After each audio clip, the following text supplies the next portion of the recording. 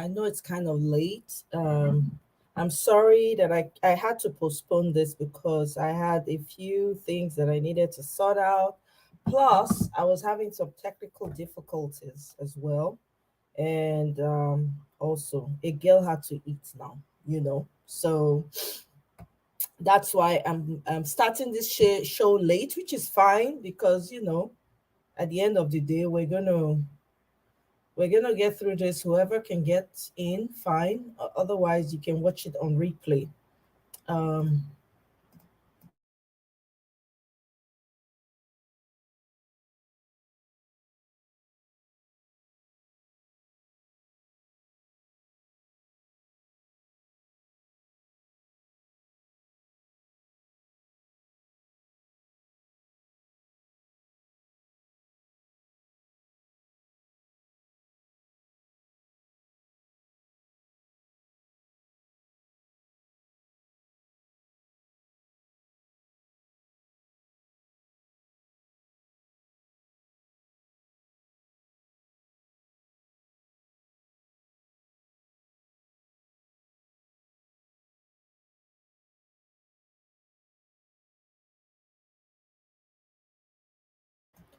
hey, Mr. Pansat, welcome. Wow, you're the first. Actually, there was someone here who left a comment. I can't remember who it was now.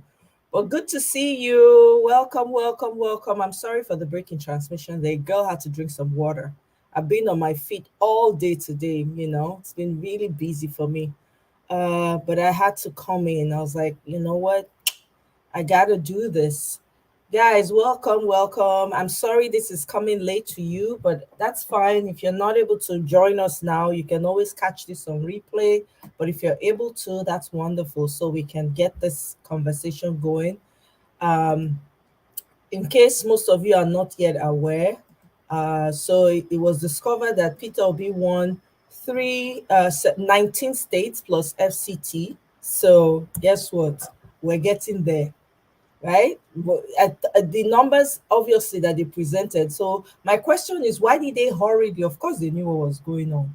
Why am I even asking the obvious question? Of course, they knew that they knew what they were doing. So that's why they did it in a hurry, and they had to declare him presidency when everybody was asleep. My goodness, how messy is that? Wow. Mr. Pansat, welcome, welcome, welcome. Greetings to you. Can you hear me? Welcome, welcome. You're Yes. on mute, Mr. Pansat. I can't hear Yeah, hold you. on. Let me turn off some things here. I cannot hear you. All right. Can you hear me? Mm, Can you I hear me? don't know why, Mr. Pansat, I can't hear you. Let me But let in me any try. case, let me start with this. Let me start. You guys remember the lady that was, that her face, they almost poor girl, right? You remember that lady? I'm sure most of you have seen it, but for those who have not seen it, I like to show that because I'm trying to show you the kind of person that that we're all trying to get in as president, just to show how human, how empathetic this our president, our candidate is. Let me show you. Testing 1 2. Is it working? Yeah, it's better now. I can hear you. Yes. So, all right. So here's a lady that got, they almost cut out her face because she tried to vote. This is the lady, Mr. Peter B went to visit her. Talk about empathy. Please, why would you not want this person as your president? Bikun. Hey, hey, my goodness. He went and visited her.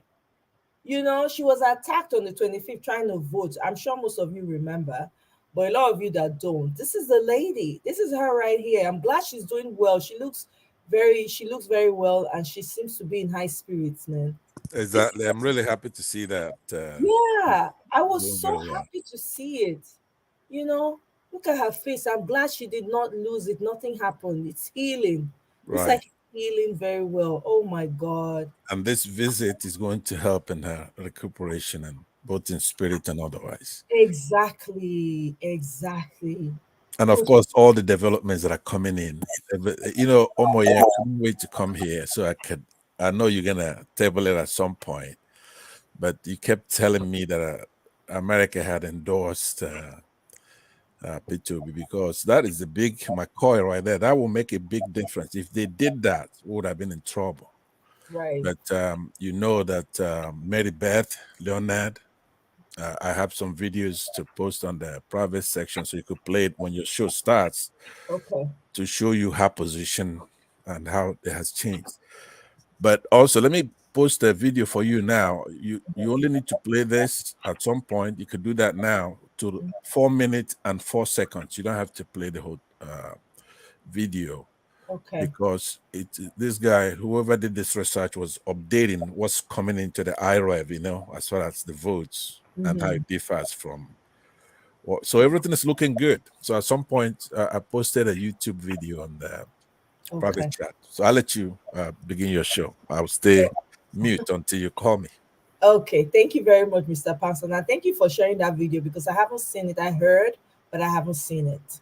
That the lady from the US had something to say. I hadn't gotten to see that yet. Yeah, So, I haven't posted that yet because that's a big discussion now. You have oh, to understand that the United States, that ambassador, Mary Beth, mhm. and of course, then coming to Biden, that is what we have to watch. If America sanctions this and say Tinubu won, forget it, it's done.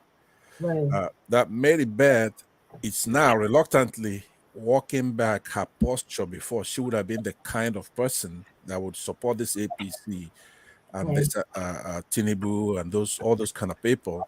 But Mm-hmm. she's been there for a long time. She was appointed by Obama and reappointed by Trump, and then kept along with Biden, which is absurd because all these administrations disagree on everything. Right. So for her to write a piece, I have the piece, the article itself. I'm gonna send it to you, and then the analysis of it by others. So for her to say, "Hey, look, this election did not meet the standard that Nigerians anticipated," that is huge. It means that somebody Mhm. from the White House Right. is now pressing down on her. They Good. understand? And the Right. State Department, because you also showed me a low level State Department. Now, that's relatively speaking. A low level State Department is a big deal, right? It's even bigger than the president of Nigeria. But that low level person was congratulating Tinubu very early on, Right. right? So for Mary Beth to try to freeze everything and say the courts haven't spoken, her statement. Actually, let me just post that. Go ahead. I'll post that Yeah, next. But I want to this see video that. is different. The one I have now queued up for you is different from what I'm talking about. Okay, if All you right, can thank you. post that for me, because I like to play. I heard, but I Yeah. hadn't had a chance to look at it to see what exactly she was. So I heard about it, but I wasn't sure yet. Okay. Some of them might just be an article and then you look it over. Okay. Thank you. Okay, if you can post the video with the late, let me see if I can even find it. Mary Beth, right? That's what you called her.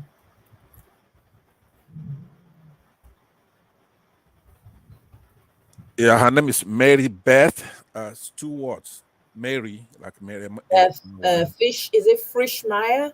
No, Leonard is the last name. Mary Beth, Leonard. Okay, Beth, I see then that. Leonard. Yeah. Leonard, let me see. Mary Beth Leonard in Nigeria. Let me see what she had to say, because this is very important.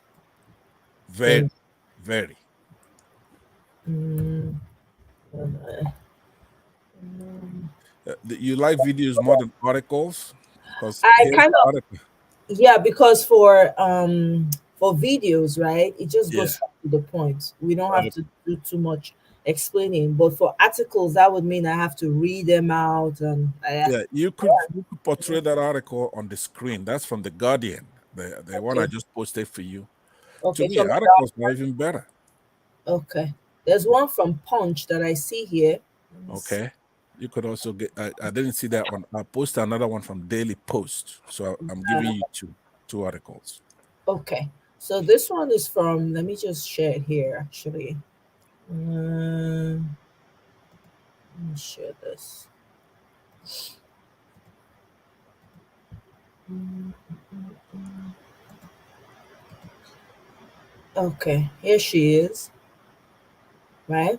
And right there it says the presidential, okay, it's loading.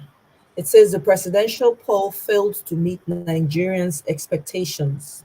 Okay. And here, I'm just going to read it. The United States ambassador to Nigeria, Mary Beth Leonard, has said that presidential polls of February 25 failed to meet the expectation of Nigerians.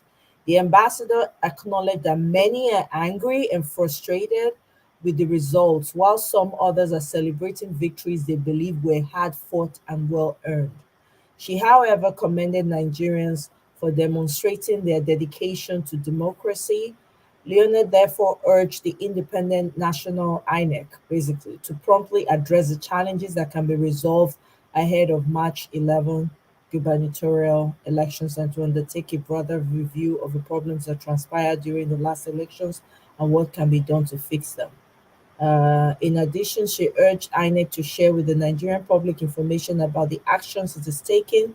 She made this known to an op-ed the elections of February 25. She recommended Peter Obi and Atiku Abubakar for their commitment to take the legal path in contesting the presidential elections and also the president-elect for acknowledging their right to do so. The statement partly reads, the people of Nigeria demonstrated their dedication to democracy on February 25, but there are many angry and frustrated Nigerians as well as many who are celebrating victories. But there are not many though. This is why I have a problem with their speeches. I'm sorry, Mr. Pansat. I know you're gonna. This is why I have a problem. I Yeah, mean, it wasn't it clear for everybody to see. It was obvious. These people stole the mandate. There was nothing like how many people are celebrating? I How understand, but look, Omoye, you remember what I try to do. I try to stay away from propaganda. I'm not. This is a key thing. This is a diplomat. Okay, so every one of those words means something. And remember, she's the kind of person. For example, what she did in 2019, they normally would have zapped all our hope already because this is how they kept us down. This is not, she doesn't want to do this. Trust me, she would have already congratulated. But if you read that, read it very carefully. The people of Nigeria demonstrated. No, no, no. I'm reading where you were towards the end, uh, okay. where it says the people. Okay, okay, yeah, right there. Says the statement partly reads. Now, remember, I have the full article here for you. I posted it already. It says the people of Nigeria demonstrated their dedication to democracy on February 25. Now, that's a fact.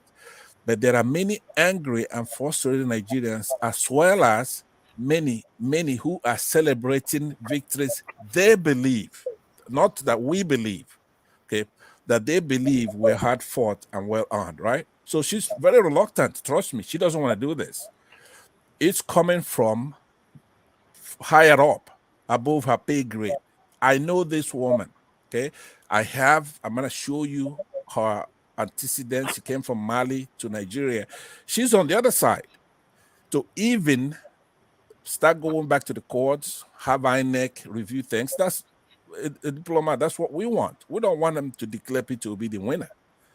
We don't want him to void the election. What we want is for him to be fair. So he's saying there are people who are rejoicing and there are people who feel that they won from hard work. Okay, that's fair. That is a third That's not person. fair to me. Well, anyways, it Yeah, is no, what. yeah, go on. But all I'm saying to you is that the headline, if you go back to the heading of the topic, the thing you're reading, it says right there, presidential poll failed to meet Nigeria's expectations. U.S. envoy. That's what we want. We don't want him to declare the winner. We want the courts to go now. If you can go ahead and play that video, the very top video that I posted for you, that's a Mm-hmm. kid there that it's looking at the IREV. The results are coming in. You have to understand that they rigged the election, but they were so dumb, they forgot that eventually those results are gonna, even if it's offline, eventually when they have signal, it's gonna start populating. So they're populating. Do you understand what I mean? Right, It's populating and the results are showing up on the IREV and Obi is cleaning their clock. So go ahead right. and play that video and then I'll be quiet and have you do your show. Okay. All right. Let me share this. No, that Envoy statement is so refreshing. It's big. Okay, so the presidential poll failed to meet Nigerians' expectations. That's That's it. big. Right. That's the bottom line. That's what we need. Okay, all right. You know my sentiments about it, so we're I not kn- even gonna- I know. That's why I came for you, because you're also very fair and you're sincere in what you don't want to have false hope, but you have to understand the diplomatic languages. All right, like I said earlier, Right. when it's a low-level State Department congratulates, the Mhm. protocol is not even for the ambassador like this envoy Mary Beth Leonard. It's for Biden. It's the counterpart. He's the one who's going to do the congratulations accounts. Right. Okay, Okay. All right. Well, let's go ahead and play this video. thank you. Yeah, just go to Mr. Peter 4.04. Obi is leading by Okay. a wide margin. In this just concluded 4.04. Yeah, that's what the end you're going to end it. No, start from beginning to 4.04. Then you stop. Okay. Yeah. the presidential poll in the INEC portal. Now, I want to tell you why the INEC portal is showing different results from what they called in Abuja. Just stay with me. My name is Okocha P. Marcel, and this is my channel. Kindly subscribe to my channel, share my videos, turn on the notification button so that I will be giving you updates about what is going on, especially in this election period that we are in. Now, first of all, I really want to state that the person of Mr. President Muhammadu Buhari have tried to bring out this electoral act to the limelight. This electoral act of transmission of result has done so much good. Yesterday, I did not sleep. You know why I did not sleep yesterday? I was comparing the result in the INEC portal to the result that they did in the Coalition Center, Abuja. And I see that there are a lot of differences, more than 3 million vote difference is already showing now. Now, I want to tell you what really happened in the INEC portal. And it shows clearly that Tinubu is not the president-elect in the INEC portal. Even Tinubu himself knows that. I know many did not vote for me, and you are disappointed that your candidate is not where I stand now. Now, this is what happened in the INEC portal. You know, when the resident electoral commission and INEC staff, when they upload results from the polling unit, they uploaded it when they just finished doing the voting. And the uploaded result did not go to the INEC server because they off INEC server for presidential election so that the result will not show to enable them manipulate result manually so that they will take it to Abuja and call the result. They succeeded, but they forgot that the beavers they are using, the machine they are using, when you upload offline, anytime you leave the area or anytime you're on the network in INEC server, immediately it will upload the result. So most of the result they uploaded when they have not done manipulations now is coming back to life, and it has become a problem to INEC now because it's very different. And that is the reason why P2B told you that he won. And when P2B tells you, I won the presidential election, believe him, because he deals with facts and figure. He knows that the election was rigged. Now, let me give you example of what I'm saying. When you look at the Rivers election in Obiokbo, you see that what the condition center called is just opposite, totally opposite. Where the Labour Party candidate, Mr. P2B, had up to 70,000 plus votes, they are giving him 3,000. Come, why is it that our leaders are so wicked? Our leaders are so wicked. And do not forget that the Nigerian soldier has indicted the person of Governor Wike for inducing them with cash to manipulate the election result. Come on, you have phone in your hand, you have smartphone. Go to INEC portal and verify what I'm saying. Don't believe me for anything I'm saying. Just go and verify what is going on. Come on, the victory is here. Nigerian people are going to win. Nigerian people finally are going to win. Come on, the judiciary cannot manipulate this. There are certain level of vote you cannot reach. if someone is winning you in a local government or in a state by 1,000,000, 100,000, there is no how you can manipulate the result. Come on, man. Come on. God tells me things, details about Okay, you can take that off now. This is not church thing. Okay. All right. Interesting. That's interesting. I mean, already they were on Twitter. It was tweeting. It was trending that Peter Obi has been cleaning up the votes. That's what I heard. Up to You 19 states plus plus FCT, which was FCT. 20 states Yes. so far. Yeah. So far, and so far he has over 30 House of Rep members. Somebody can correct me. And in the Senate he has 6 or 7. And House of Assembly he has, or was it is it House of Reps? I think it's over 40. And Yeah, then over 40, and then 6 senators, I believe. I may of be wrong. senators, and then House of Assembly is about 30. That's so far. That's what's been happening. So it is clear. I mean, if I were, I don't know these people. These people should just give it to Peter Obi. There are people you cannot fight. There are certain people with certain personalities that you cannot go against. It's not just something you can do. Peter Obi just falls, he's just one of those people. And these people don't get it. They have to bend themselves backwards just to prove a point. You cannot beat Peter Obi. The guy has won clean and clear. If I were, I can never be, but anyone who's close to Chief Nobu, they should just tell him, Baba, step down. This one, you can't wiggle your way out of it. It is too clear. And with the pressure that they're experiencing from everyone, from every angle right now, they're even asking. I personally, I join my voice with those that are asking that they should make the court trial very open. We want to see what's going on. We want to be looking at all those justices. We want to see, we want them to open it up so that cameras can come in. We the Nigerian, because it's we the Nigerian people that are fighting. It's not even just Peter. It's not about Peter Obi, to be honest with you. It's bigger than him right now. Exactly. And I don't couch my remarks. If you listen to me, I have never made statements, even as far as you've gone so far, by saying that P2B is this and that and that. But I don't know him to be, there are no supermen, as far as I'm concerned. But it's the Nigerian people from north to south, east to west, right? And the power of good over evil and Right. the other actors involved in this. I know that P2B went to court as a governor and restored his mandate, but courts are not. It's not a science. Law is no science.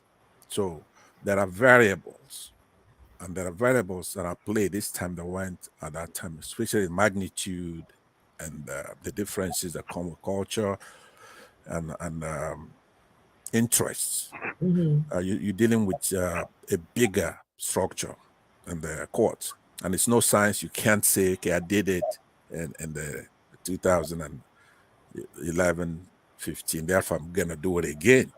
Now that would be hubris, and a bad person can win in court, but as it stands, though, the magnitude of the rigging and just the disrespect involved. Right. So, and then a little bit of what you said too is true. Obi is the kind of person that obviously would deal with facts and figures. Numbers don't lie, people do. So, what they owe him, it's what he's getting right now, which is to take a look at what happened. For me, I have made it clear I go to where, what is the bottom line. I know it sounds weak, but we are weak as a race, as a continent. We're weak. The international arena have a lot to say with what happens in Africa, even those on ground in Nigeria itself, especially in Nigeria. So it comes down to the United States signing up with evil, right? If they do that, we really don't have it. There's nothing we can do. Like I quoted to you before the end of the week, I said that there was a Mr. Shalaby of Iraq who made a remarkable statement. He says that when America punishes her friends, and then rewards her enemies, the world makes progress. And that's exactly what they have to do this time. I don't care if APC or whoever is their friend. If anybody rigged that election and it shows like it's trying to show now, they have to side with the people. They really do, and then punish their enemies. All right, I mean their friends. So that's all I'm saying is that the United States, if this Mary Beth goes along with what I'm seeing so far, because they're diplomats, it's not gonna say in that country where he's an envoy and go against them. But if he's at least being fair and say, let's take a look, we're not gonna recognize anybody. Basically, that's what he's saying. They say they worked hard and they say they won. Now the courts have to be approached and let the courts decide. If the courts come out and say Tinubu won, fine, then they can go ahead and endorse. That's all. Thank you very much. Exactly. No, you're right. Because at the end of the day, it's not even about and I would be so I don't think everybody will be up in arms like we all have been if the election was fair and they allowed it to run the way it ought to. I don't think anybody will be up in arms. If it was Tinubu that actually really won, I wouldn't mind because it would have been okay, we put up a good fight. But in this case, you just stole the mandate broad daylight, Exactly. like in the face of everybody, like you're saying, to hell with everybody, I'm gonna take it because I Exactly. want to make it mine. That is the audacity for me. I mean, we can't fold our hands and just let that run. We can't just say, oh well, like the typical Nigerian attitude, well, let's just leave it to God. Let's just, maybe it's not the same. It cannot be the same anymore. I beg. And I don't know if you guys saw this. Let me show this clip really quickly. Welcome to Yobala. Good to see you here again. Yes, Conan. Good evening. Good evening. Welcome. Good evening, Teobala. Yeah, good evening, sir. How are you? I'm fine. Oh, Good to see you. thank you. Yeah, so I don't know if you guys saw this video. It's not showing. I beg as you dey watch am make you go viral. Send out any platform where you dey for your Wayamakoko Lagos here. See am. Find am come inside Pete feed where they play ball. You go see your voters card collect, or if you see person wey you know. If you don register since. Oh yeah, but this guy. After my bomb, I don't see the person I know. I'll go give them their own too. I beg enter Pete feed no for.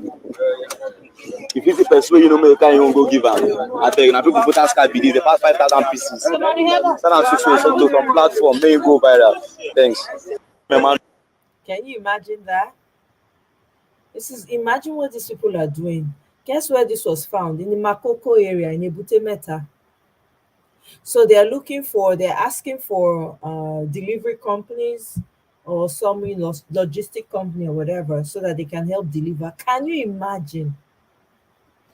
Imagine the number of people they disenfranchised by not giving them their voters card. They found it somewhere. They went and trashed it somewhere. This is the height. And that's just the beginning. There's so many anecdotes like this. But Yeah. Teobala, I was waiting for you to come in so before I talk. Yeah, go ahead, Teobala. Please welcome. What do you have to say on this matter? We are winning. That's the first announcement. Yeah, I've been away. I would like you to brief me a bit, but before then, I said it before now that this issue of what's it called, PVC delivering and all of that, rather collection, they were giving it to maybe what is a postal agency. They have their address of everyone. They have their phone number where they can easily distribute this PVC to individual. But it's rather so unfortunate. One of the things I'm really concerned, and I don't really know what Anne really mean by. They say they want to get an order from courts for them to reconfigure their beaver. Yes. We don't know what that means. Maybe they are now aware that there are so many implications of what they did in the last election. They want to clear all those evidence off. I just want to urge every meaningful or obedient supporter, even in Labour Party and every Nigerians to be able to hold island to INEC or whatever they are called to account for them not to go and do any manipulation in that beavers, because that is one of our evidence we are going to use, because we are going to subject that one to forensic audit. You know, because of the president they select, we want to know how come that one happened and what is the implication and the reason why they want to reconfigure beavers after they have used it to destroy Nigeria presidency election and all of that. So I'm still here. I just want to. Okay. Yeah. No, thank you for saying that, because you're right. We heard that too today. That they want to configure. I'm like, okay, you guys now want to configure because you see that it is glaring. Because LP from the count from the IREV, right, is that LP won 19 states plus federal capital territory. Okay, from there, how did you? Sorry, I'm asking this question. How did they come up with that 19 states? It was from the IREV now, so from the counts. I don't know. Who brought out the information from the IREV? It was, you know how, I think it's from the beavers. I don't know if I'm fully correct, but when this according, there was a video I played prior to you coming in, right? Okay. From the beavers upload. You know when they've been uploading it, when they intentionally cut the beavers off, so it was not online. So they were uploading it offline. Okay. But the moment maybe they turn it on, the beavers is loading those numbers in, the actual numbers, the correct numbers. Okay. So that's how come they were able to come up. They were able to now go back. Remember, they released the portal so that people could go and check. So that's how people were able to go in and go and check, right? Is it different from where they were uploading those results, those mutilated results? Yes, those mutilated ones. Remember, they were manually mutilated. Yes. They canceled. Is it different for the one in IREV? Different from that one, yes. Okay. Because that one they mutilated was the one they gave to Tifnubu. Yes. The one they gave to Agbado. The one that they upload, because they actually remember in the polling units, the people there that were trying to vote were insisting that they upload it. Yes. So what they told them was they should upload it because it will be offline. Yes. So it will not really go directly to the system. It will just be there, offline. Yes. They take like a false credit or however way they say it, right? So now when they put it on, the beavers actually uploads the actual numbers that they put in, because they take it offline, right? So they put it back online now. So the numbers are actually counting accurately. Okay. Exactly. And the law calls for the IREV to be the one that's official. Exactly. By the law. They have to be electronically transmitted to the IREV.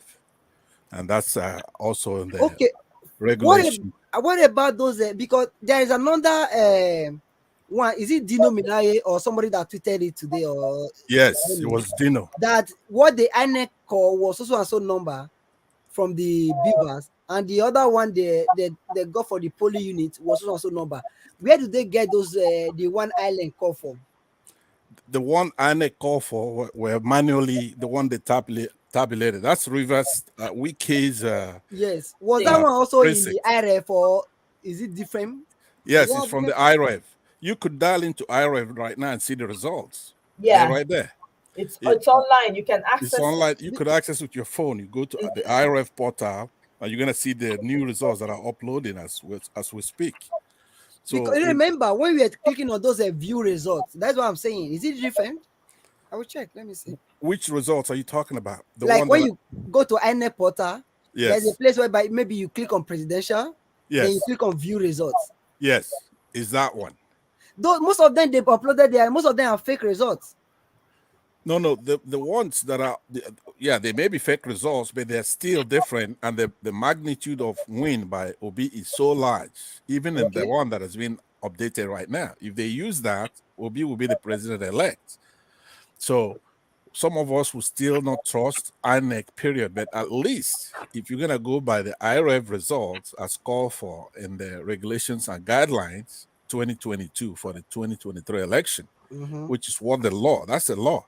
Then coupled with section 60 to 64 of the Electoral Act of 2022, that should be the official result.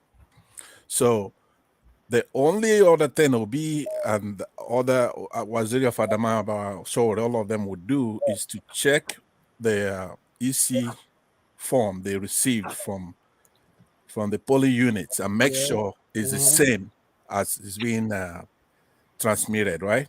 Yes. So, but for now, though, what we're talking about is that if you go to the INEC portal, the IREV, for example, in Wike's district, local government, they gave Tinubu 80,000 votes and gave P2B 3,000 votes in that case. Yes.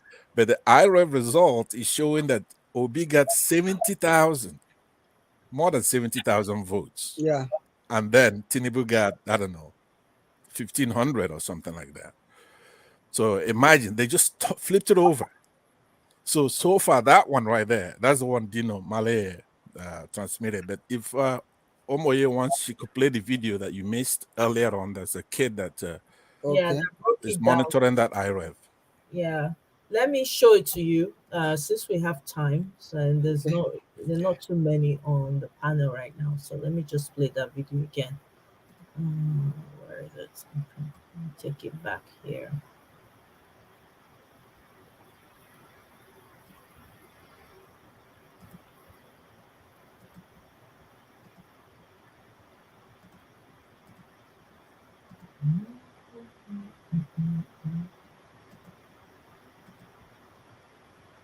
Let me know when you can see it.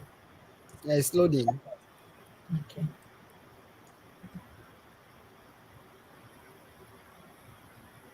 Can you see it now? Yes. Yes.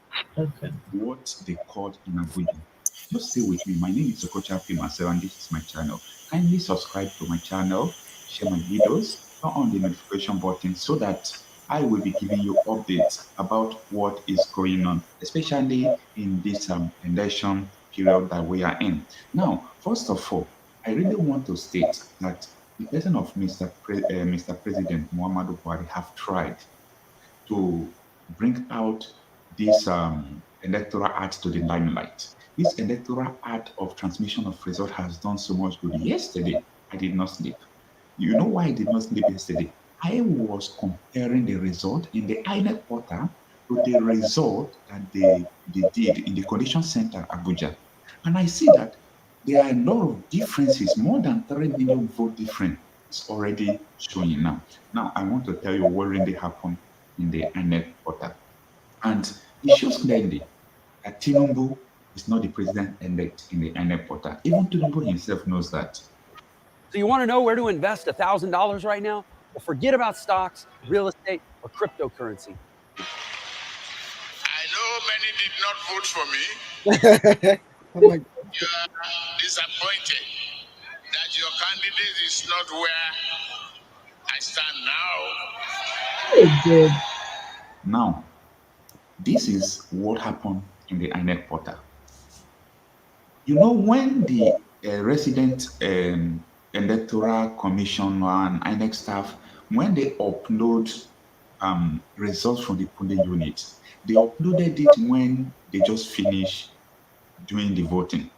And the uploaded result did not go to the INEC server because they off INEC server for presidential election so that the result will not show, to enable them manipulate result manually so that they will take it to Abuja and call the result. They succeeded, but they forgot that the beavers they are using, the machine they are using, when you upload offline, anytime you leave the area or anytime you're on the network in INEC server, immediately it will upload the result. So most of the result they uploaded when they have not done manipulations now is coming back to life, and it has become a problem to INEC now because it's very different, and that is the reason why P2B told you that he won.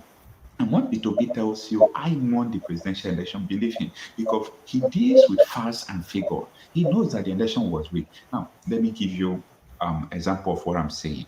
When you look at the Rivers election in Obiokpo, you see that what the Coalition Center called is just opposite, totally opposite.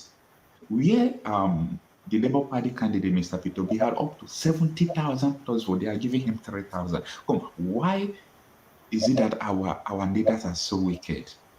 Our leaders are so wicked. And do not forget that the Nigerian soldier has indicted the person of Governor Wike for inducing them with cash to manipulate the election result. Come on, you have phone in your hand, you have smartphone. Go to INEC portal and verify what I'm saying. Don't believe me for anything I'm saying. Just go and verify what is going on. Come on, the victory is here. Nigerian people are going to win. Nigerian people finally are going to win. Come on, the judiciary cannot manipulate this. There are certain level of vote you cannot reach. If someone is winning you in a local government or in a state by 1,100,000, there is no how you can manipulate the result. Come on, man. Come on. God tells me things, details about this mission. And I know So something. you could cut it off here because there's a church thing going on here. Yeah. All right. So, Theobala, did you get it? Yes, the reason why I'm asking this question, I really want to know the detail because he said, which is true, about River State, and I know River are even closer to. Let me use the word. Sorry, if you talk about proximity to Igbo land compared to Edo, if Peter Obi can win any political party in Edo State, hands down, imagine River State where you have dominant of Igbo people. And not Right. just Igbo people, people who are really progressive minded. Mm-hmm. Fine. As in, that is one, which I quite believe for that River State. But I would have loved, like he said, that he spent so much time, I would have loved many Nigerians to really go and really do this verification, like checking each of those other results in the IREV to be able to get those details so that going to the what's it called, tribunal, wherever, will have enough evidence before they go and do their manipulation.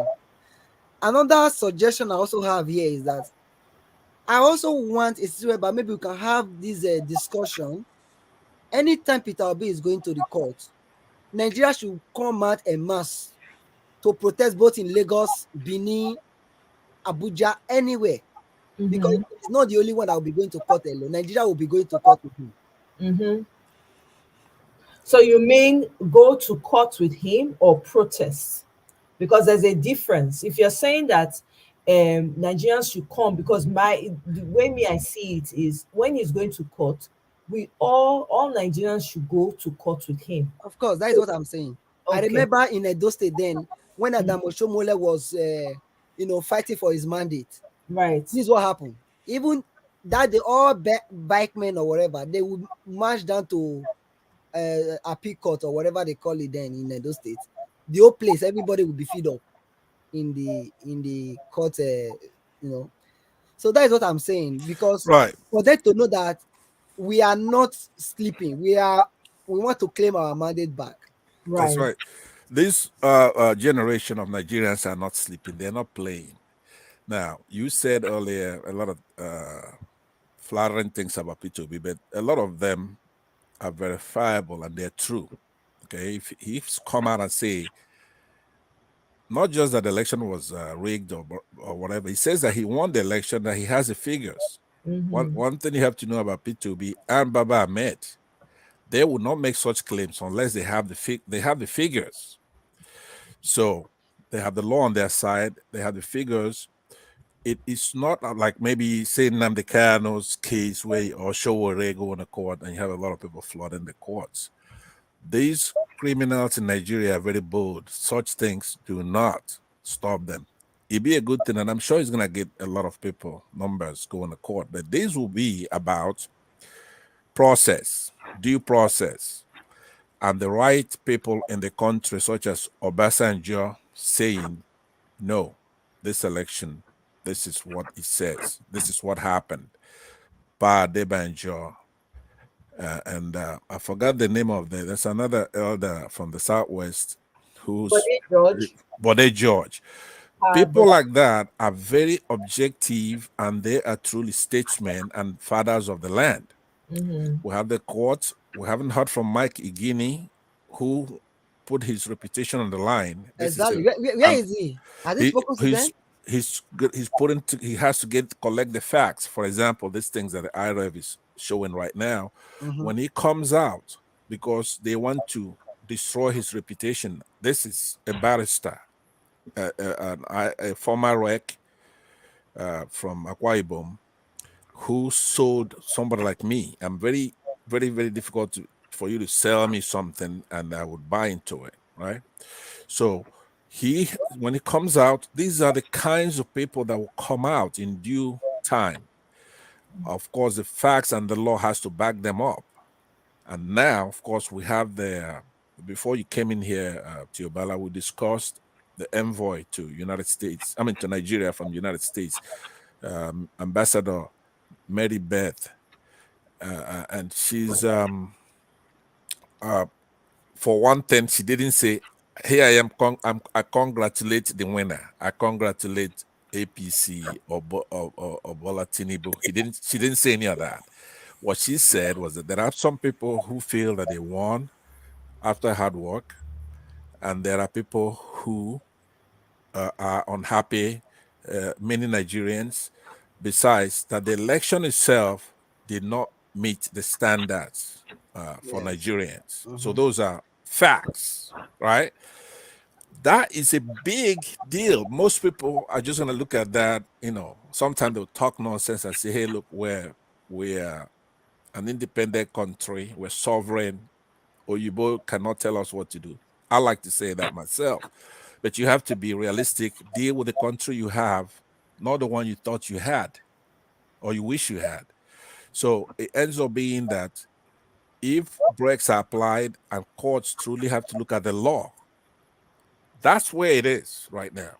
INEC, like you discussed before I interjected, I will conclude with this. If I actually forgot my chain of thought right there, but I'll come back to it. Let me yield right now. I'll come back to it. I'm looking at something. Thank you. Okay, thank you very much. Let me welcome, give us our mandate. I believe this is Mr. T.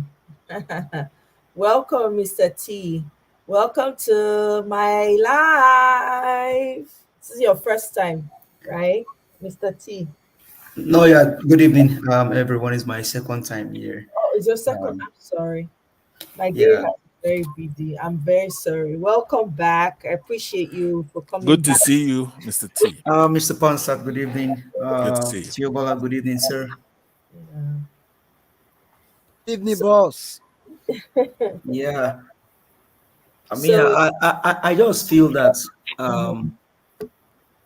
Agbado and Tifnumbo and the likes of them, they actually don't have a way anywhere to run to. Another thing I would like Peter Obi to do, or the Labour Party, is to leverage on the Citizen Observer Org.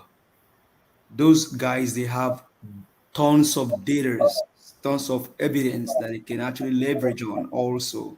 So if the Labour Party can actually reach out to them also, then I think another thing is the appeal court should do a good job not allowing INEC to reconfigure the Beavers machine, because I think INEC is asking for that also, for them to reconfigure their Beavers machine. Exactly. That's what I was going to talk about, but go ahead. You just reminded me where I lost my thought. Go ahead. Thank you. Yeah, they should not allow them to do anything, or if they have to reconfigure, take back up all of the data either in the cloud or on a different server.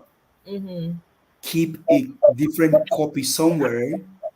Let all of the political parties have access to those data and then reconfigure. So that way, once you're now done, you can bring them back. But I mean, they should not just allow them to actually reconfigure anything, because that's the way for them to. But either way, Citizen Observer Hub, they have data.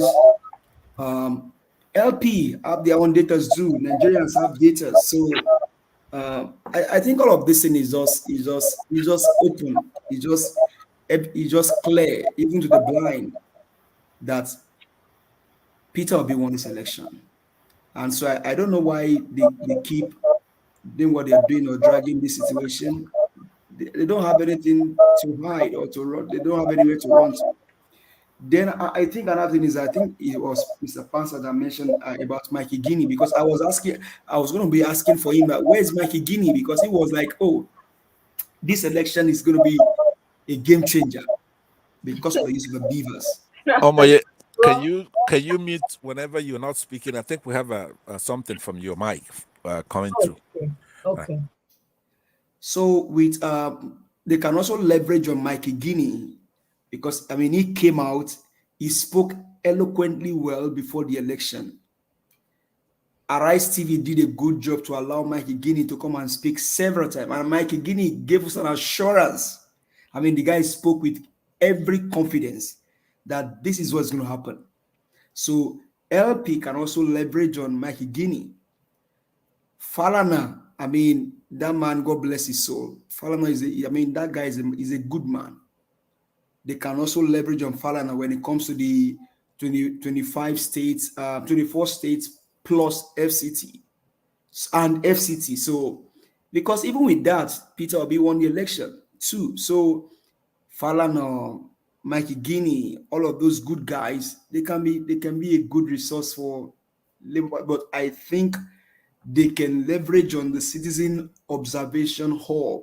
Those young chaps, they have cool daters, and they also have observers in all of the, I think in all of the polling units that we're observing the election. So, but I think in few days to come, we should be able to get the whole truth. If they've already given Peter Obi to go and begin to investigate or inspect all of the INEC materials, that's within short time we should get the whole thing. I think Yakub Mahmoud knows that he actually went overboard. He has soiled the name of his family. He himself, his morale is low. So hopefully, I just can't imagine why he couldn't come out and say, "Oh, Nigerians, I am sorry. This mandate was stolen. Let Tifnubu return it back, and then to the right person." But we live in Nigerian society where people don't own up to responsibility. They don't own up to accountability. They just believe that, oh, if I have this godfather somewhere or I have this president somewhere, I can easily just do whatever I want to do and nobody questions me.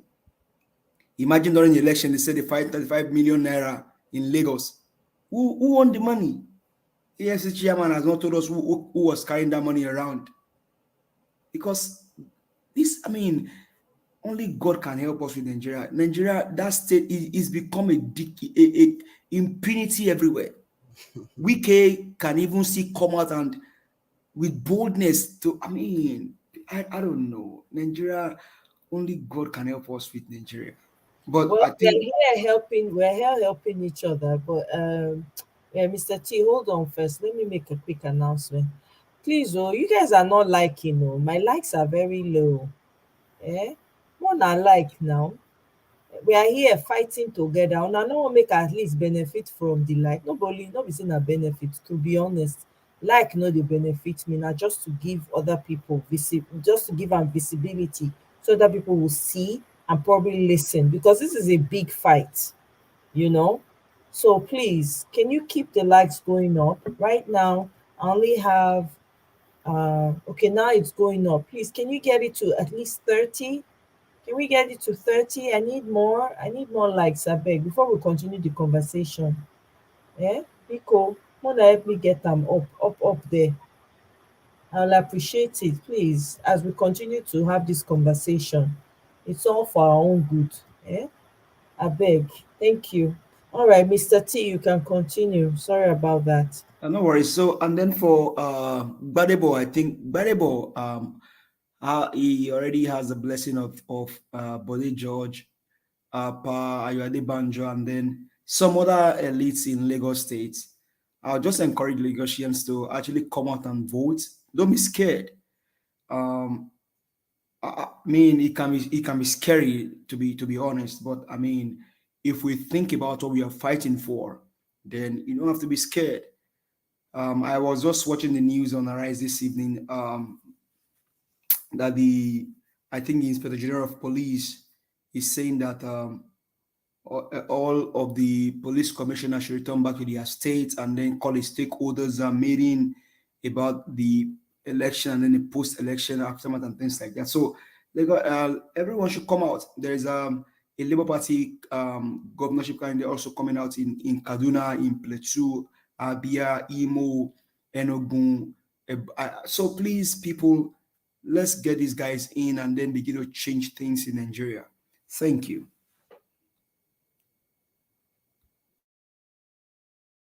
Yeah, let me, if I'm allowed, Mr. Moye, quickly. Yeah, Second, you can go ahead. thank you. Thank Second, you very much, Mr. T. I appreciate that. I second what my brother Mr. T, has said. But let me just make a couple of remarks and then hand it back to you on the issue of Barrister Mike Igini. An overwhelming number of us Nigerians, like Mr. T, will express appreciation to him at his efforts at educating the public and the whole process on eligible voters to participate in the election. And that was his battle cry. He was advocating largely for to have trust in the system and talking about the technology. We have to understand that the efforts that he was making as a former commissioner, he did that while he was still in office. He was a very eloquent person. And he convincingly, like I said earlier, advocated, of which I bought into it strongly, for the benefits of the BVAS technology as a game changer. He was doing that as a public good. So any objective citizen would see that the utility of the BVAS is there, but he can't obviously control what the INEC chairman can or did do in this case. And a lot of us are disappointed, not at the IREV or at the BVAS or Mike Igini himself, who diligently and credibly talked about deploying that technology, but rather what this INEC chairman continues to do up till right now. He's rushing to declare a winner, abandoning the guidelines. It's like a law, that guideline that he put together there, regulations and guideline of 2022. Let's use some analogy. If a lawmaker, say in Nigeria, makes a law that the speed limit, I don't know how they look at that over there, but let's say here where we are, if it's 70 miles per hour, you're a lawmaker, you are part of the lawmaking process, and you made a law that the speed limit is 70 miles per hour, and it's signed into law. Even if you are the Senate president, like they call them in Nigeria, if you get into your car and you drive 85 miles per hour and kill somebody as you're doing that, you couldn't say, hey, look, I made the law, I'm going to change it right now to 85 miles per hour or 90 miles per hour as the speed limit. You make the law, it's the law. You have to use that IREV. You have to transmit that thing electronically. That's the law. So we are right to ask pertinent question about what went wrong here. Not a man, no, we're not going to challenge a man who's doing something out of patriotism, carried out a selfless education of Nigerians on the usefulness and the intricacies of the BVAS. Someone who, just like us, he hasn't spoken, but I won't be surprised if he'll be obviously surprised at the impunity and disrespect of this INEC chairman. He completed his tenure in INEC. So I'm sure he's rudely shocked. So I'll leave it at that, but technology is good. I don't care what Yeah, Yeah, go Mr. ahead. I would expect Mr. Igini to come out and apologize publicly because he convinced a lot of people. He even came out with charts and graphs explaining. So for that, he needs to come out and say, I didn't know. Whatever he needs to say, he needs to apologize.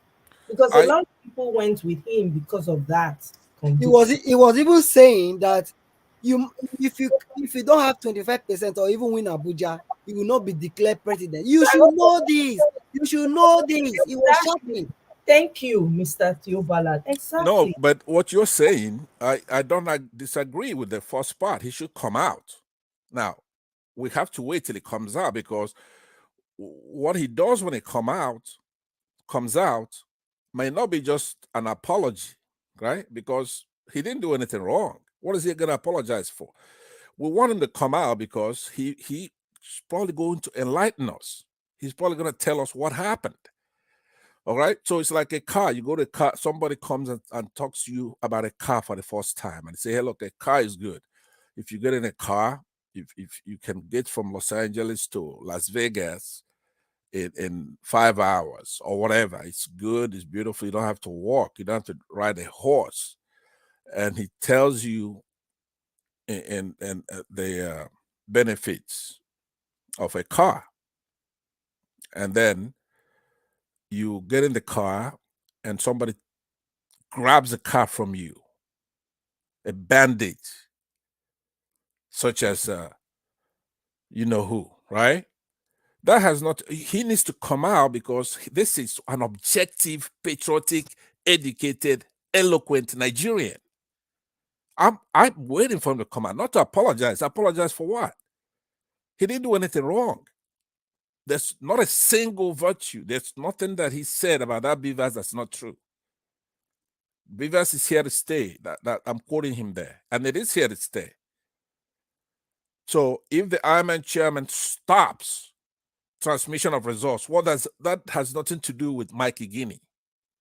The chairman of INEC is trying to stop, or did in fact stop, transmission of results, and then went ahead to break the law by announcing results that are not from the Beaver system. Manual collation, that has zero to do with Mike Igini. He never said that INEC couldn't postpone the election, for example. There's a lot of things INEC chairman can do. The question is, did he do it legally? He could do whatever he wants, but he has to do it legally. Nobody's saying that he cannot take some actions, but he have to. There are guidelines, there are ways, there are things that he has to do, but he cannot be beyond his authority. You understand? So I'll pass it back to you, but please let's wait for Mike to come out. He'll be a voice that we need here, but nobody should berate him or pile on because he has not done anything wrong. Nothing. Thank you. If you say he has not done anything wrong, but you should have let us know what their plan are before coming out. You know, after much hope, after much how would I put it? You know, that assurance.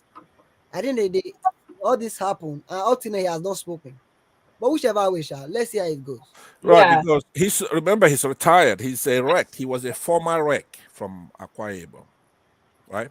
Okay, Resident electoral commissioner. is he not working with INEC at the moment? No, he's retired for a few years now. He was just educating us and insisting that and helped pass the law that will make it mandatory to use the beavers, right?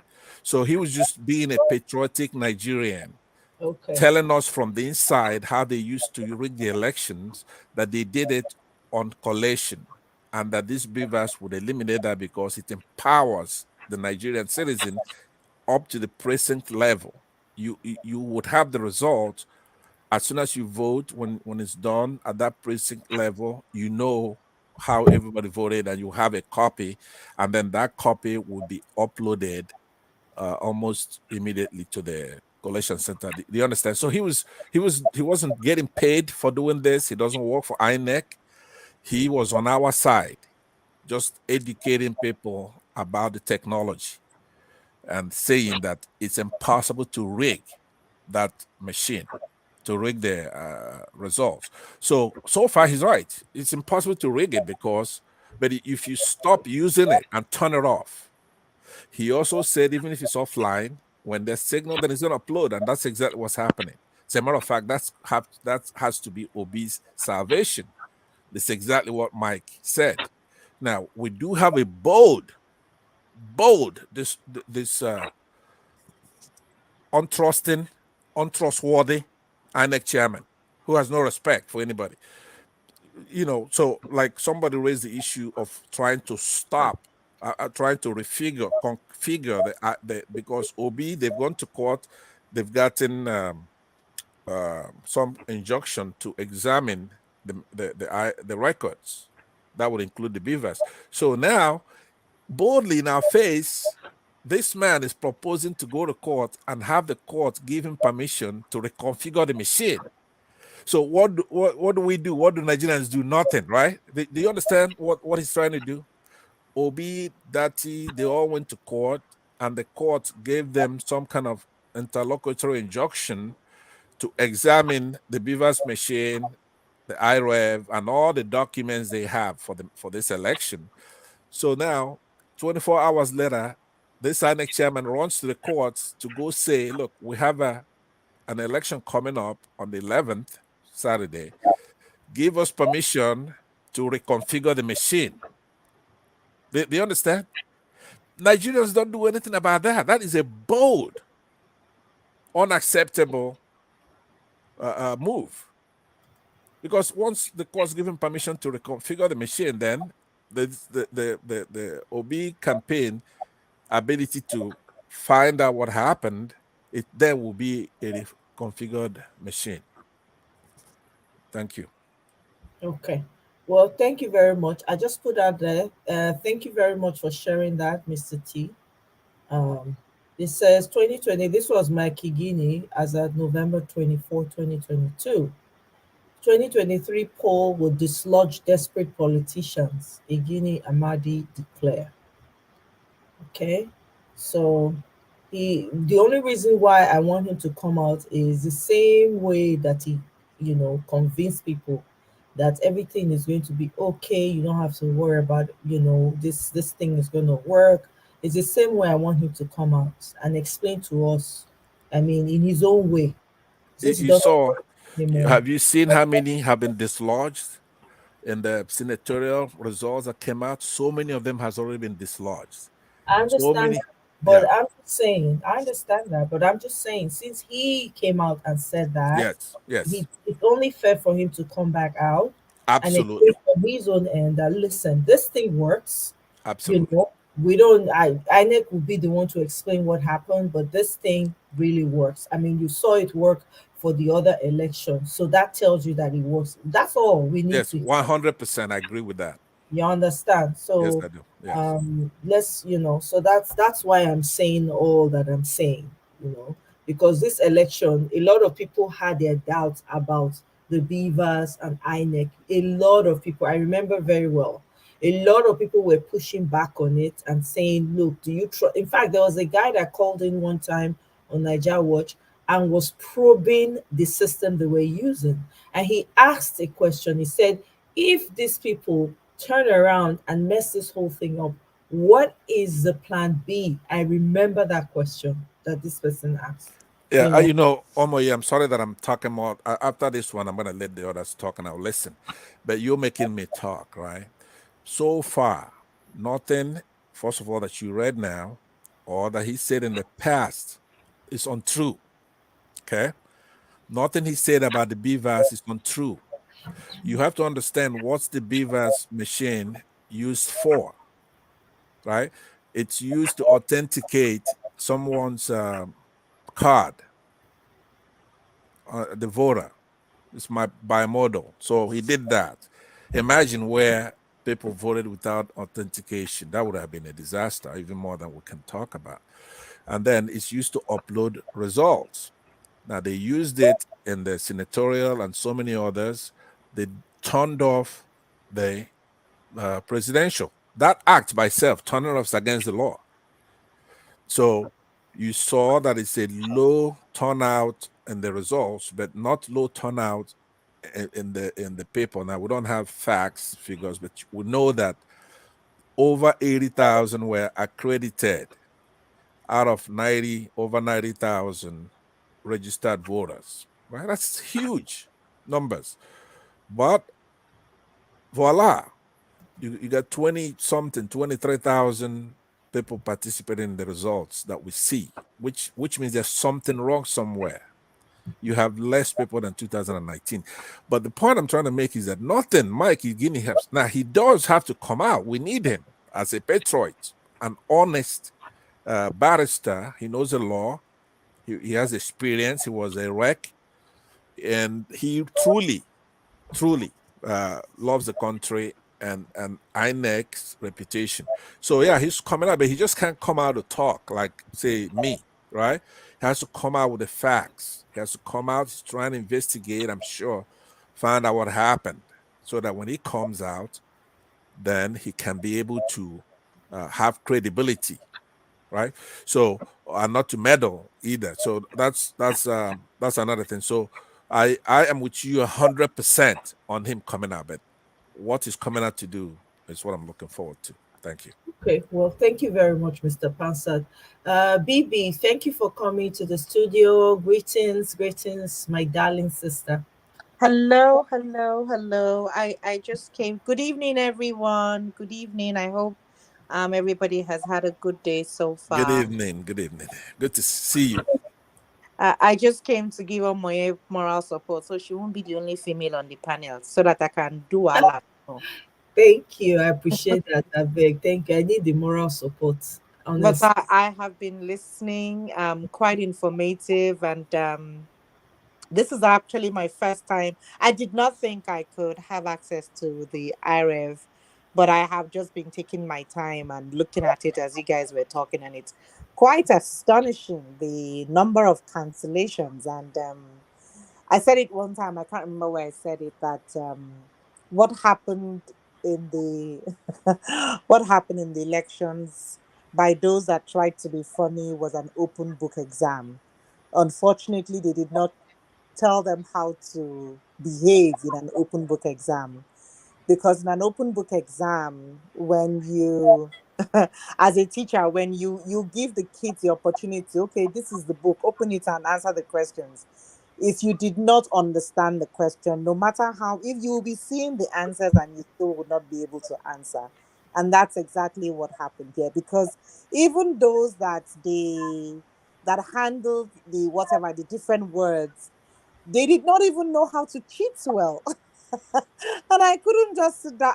I'm just sitting down here and laughing and smiling because I'm looking at so much cancellations. Oh my goodness. You will clearly see where a person had 4 and then they add the 0, and then they now write it, because you're required to write it in words and in number. So you see the way they crookedly write the rest of the number, and no, that number you just added to it because what was there was the original 4. So it's really interesting. Now, what made me go there, I was hoping I was going to see like Obi, the different presidential names, but I don't see that, and except I don't understand how to read this thing very well, and it shows it was last updated 5:44 p.m. Nigerian time in most of the whatever. So I look at the presidential thing, I look at the polling units, I look at the view the results on the words, and I'm trying to educate myself and to understand how it's been counted, and I still don't understand it. So for those that can make it out, kudos to you guys. Now, regarding this, as I heard somebody say, I can't remember who, that said that Obi was leading. Obviously, the thing with machine is when you take things off, it stops. But when you plug it back in, it continued from where it stopped. It doesn't wipe out what was complete, what was there before. And that's what's happening to them. So Of course, the things are going to be uploading itself because nobody had tampered it. My fear now is, do they have the possibility of going back to play with the figures without anybody being aware? Because if you gave me the job right now and say, hey, take this and upload it on Twitter, I'm ready to stay all night and upload all the good results so that everybody will see it. So is it possible for this figure to be played with without a lot of people being aware? That's my question. Well, I'm sure it is possible. I mean, I don't know. To be honest, I can't even answer that question if it's going to be possible because they've already rigged it anyway, right? They already rigged it. We saw them taking chunks, just coming up with numbers.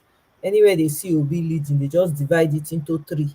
They give half to Baba Blue and give small to Mikano, and then that's it. Then they give the rest to him. That's exactly what's been happening. But as the numbers are currently, uploaded, if people, and I'm sure a lot of people have already taken down those numbers and have already made spreadsheets out of it. I'm positive about that.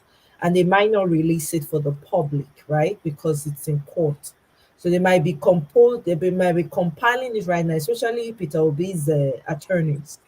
Those are things that they're going to be working overnight to ensure that they have an accurate count of those of the number of people that voted, so that way they can take it to court. So but now that INEC is asking for an opportunity, has gone to court to ask for an opportunity to do something with the beavers machine or whatever, I'm saying no. We need to put pressure so that they do not. I don't know. The court is different from, even if you shout, the court is going to do what they're going to do. But at least if we make our concerns heard, why is it now you want to fix the big problem before the gubernatorial election? Why? Well, That another question I would have loved to ask is, because here on their website I see telephone numbers. So in my little head, I'm thinking, if I decide to sit on the telephone and say I'm going to bug the heck out of you by calling all the time and airing my grievances, would that move a needle? Because really, from here, what else can we do apart from, ginger up family members and friends that, hey, go out and do something, go out and do something? Can we also use the system of, harassing them with the telephone calls and making them aware that, hey, we can see what you guys are doing, so don't play hanky panky? Would that move a needle? Would that impress anybody? Or whose number do we need to call? Because I know out here, you feel your person or whoever is representing your area is not doing well, you just start pounding on the phone and they will get the message, even if you do not, get across to them personally. But at least they will know that people are watching them and they would behave. So can we do the same thing as well towards them? let me take enable at a couple of your earlier questions. Omoye, for us to have a crystal clear audio, can you mute unless when you want to interject or moderate? So the two questions you asked earlier they're very, very important for especially somebody who's looking at the IREV results. You have to understand that what you're going to be comparing, it's the results that were announced on the night of the election that produced a president-elect with the results that are on the IREV. That's where the discrepancy shows up. So you have to have the announced results. For example, in the Wiki example that was cited from Senator Dino Malaye, it shows that Peter Obi and the Labour Party got 70,000 excuse me, plus numbers on the IREV, but on the night of INEC calling the results manually, they gave him like 1,500 or something like that, whereas Tinubu they gave 80,000. But on the IREV that's been uploaded from Wiki's then his local government, Obi got 70 something thousand and Tinubu got less. They understand, like 3,000 or less. So that's what you're going to be comparing. Once there's a discrepancy there, then if you just multiply it, you say, oh, now the second question you asked is if they now start manipulating, they can't, because out of the 176,000 polling units, Peter Obi, Baba Ahmed, and the Labour Party already have the signed copies from the polling agent, from the party agent. On each one of those agents, or those polling units, they have a party agent that they had to sign. They sign the form, what they call the EC8A form. So that's that particular form has the result for that polling unit, who got what. And then all the agents will sign. Sure, if he has an agent, he will sign. P2Bs will sign. APC will sign. When they all sign that, they will get a copy. Then INEC's rep there will take a picture of that and upload it. So when you get to court, you have to show that, and that has to correspond with what was uploaded to the BVAS, through the BVAS to the collection center. Do you understand? So they're in Yes, now. I do. Yeah. So if you manipulate it, you're just doing that for yourself, because each one of those party agents have a copy of that. So now it becomes a mathematical problem. In essence, that's a finite number. So you can manipulate all you want with your copy or the one, but INEC obviously takes precedence, but it has to jive with actual reality, what happened. So that's what Mike Igini was talking about, that if you do anything, the BVAS is going to catch you. Now, you have to take Mike's position and then compare what was status quo ante, what was going on before that. See, So, yeah, go so ahead. in other words, assuming I don't know how many political parties were contesting, but let me just take a stab at 10 political parties. So we're talking about 10 party agents that would be in court to give their own pictures, or however they took account of what was done, against what the Beavers have, against what the INEC people are saying. So we're having like three copies: copy A, B, C.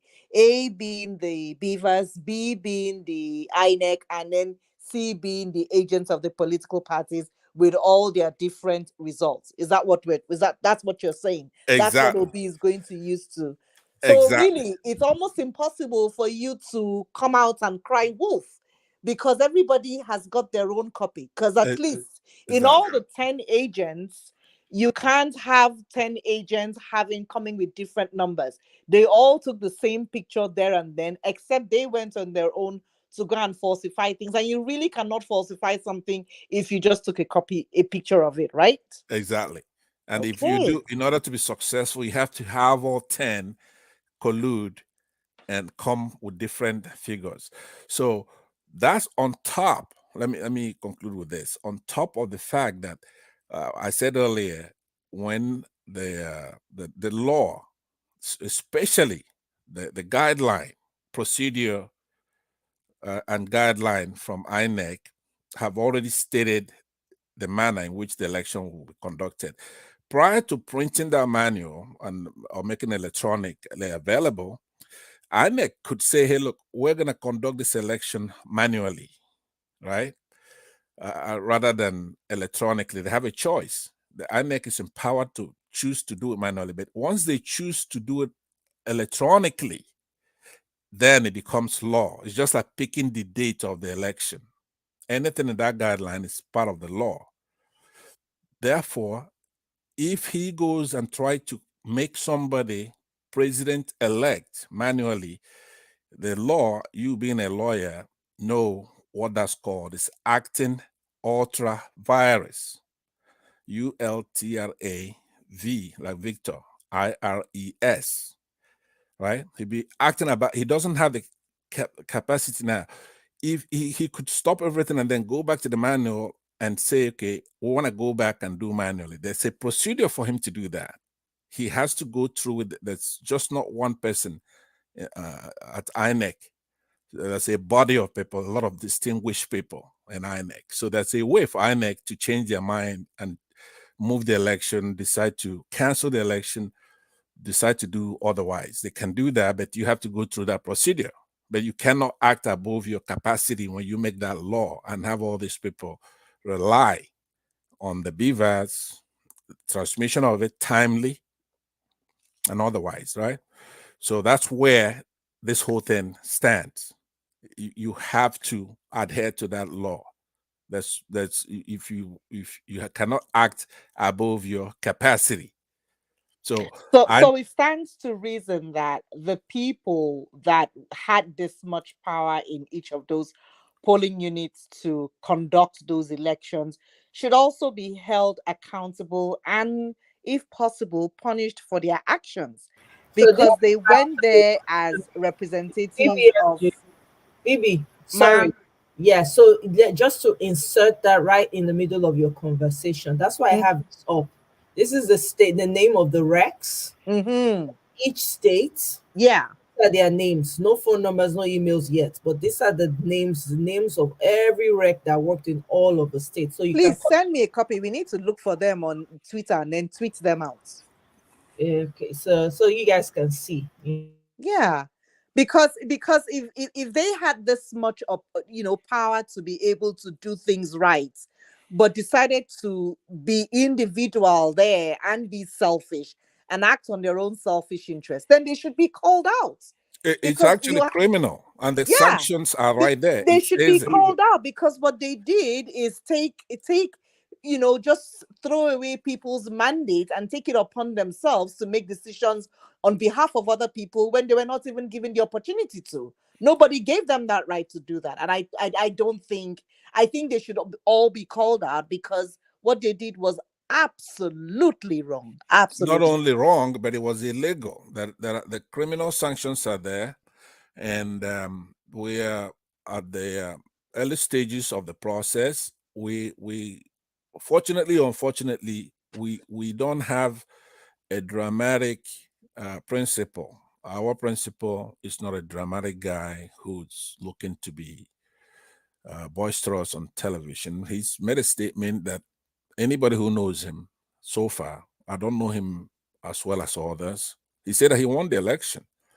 And every daily is pointing to that, and the guilt of the thieves are apparent. If you see Mr.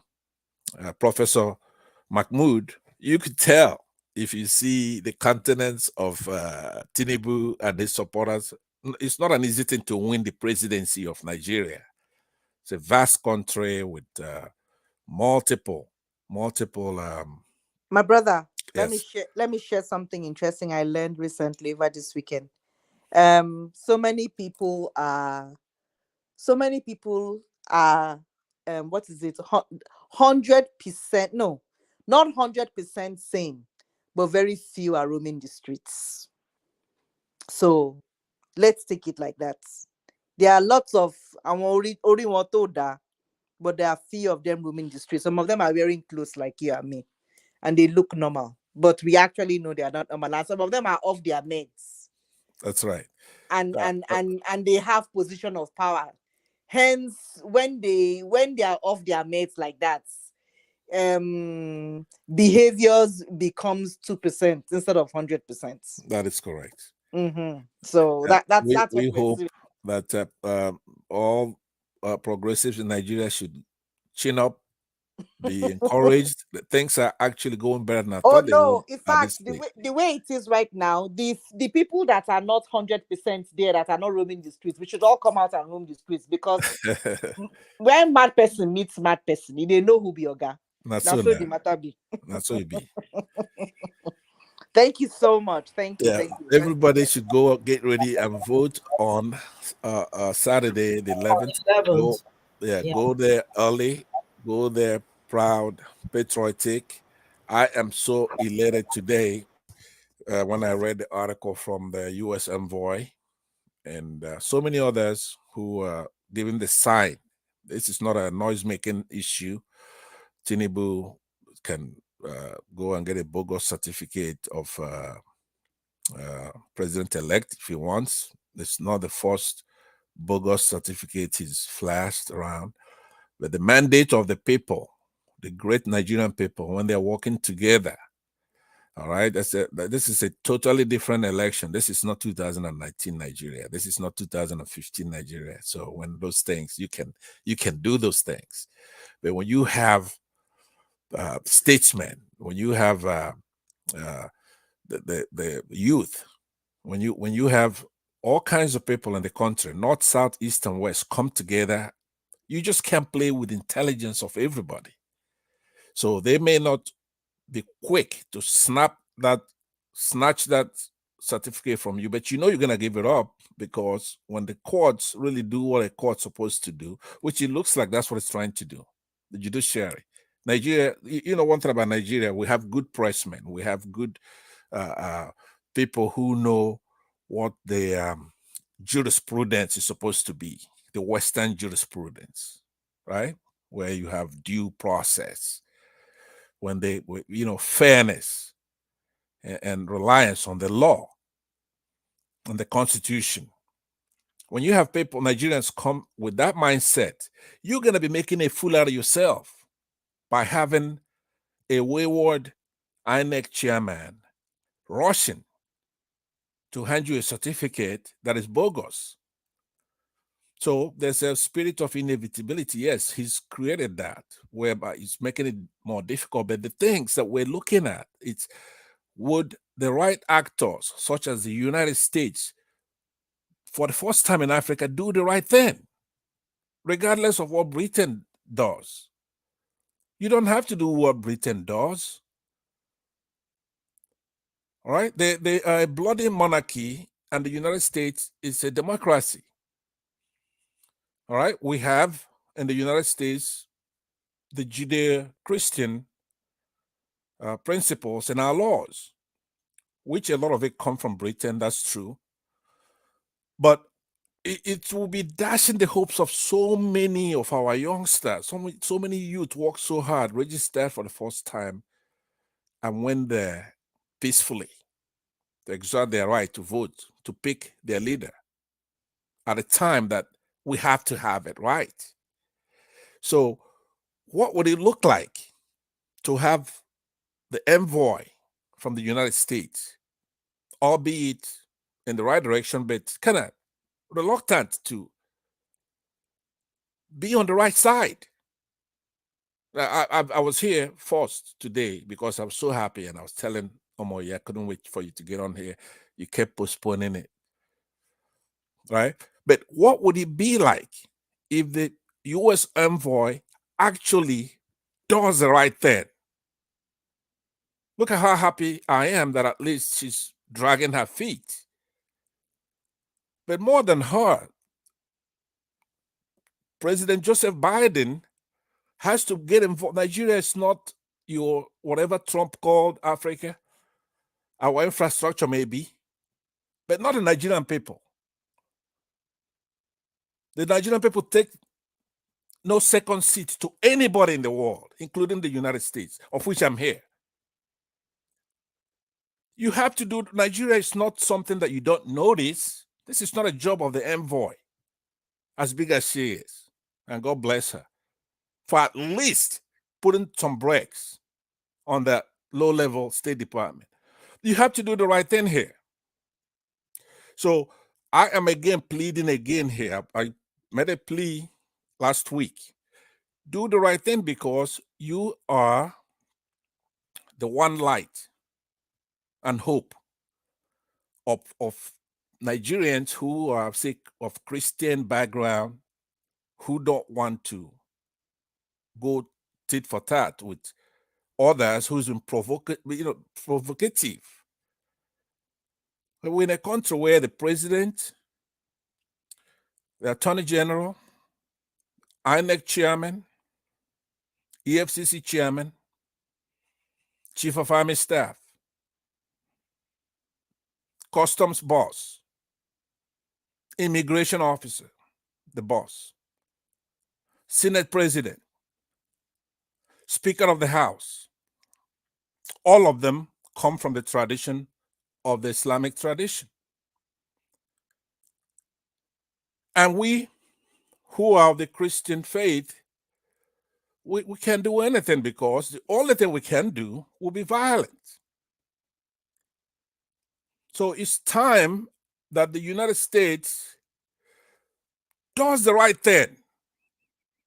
It's not tomorrow when Trump come up there and challenge you and cite them as an example. Even though he's got a reputation, he'll be right. This is no time to sit on the fence.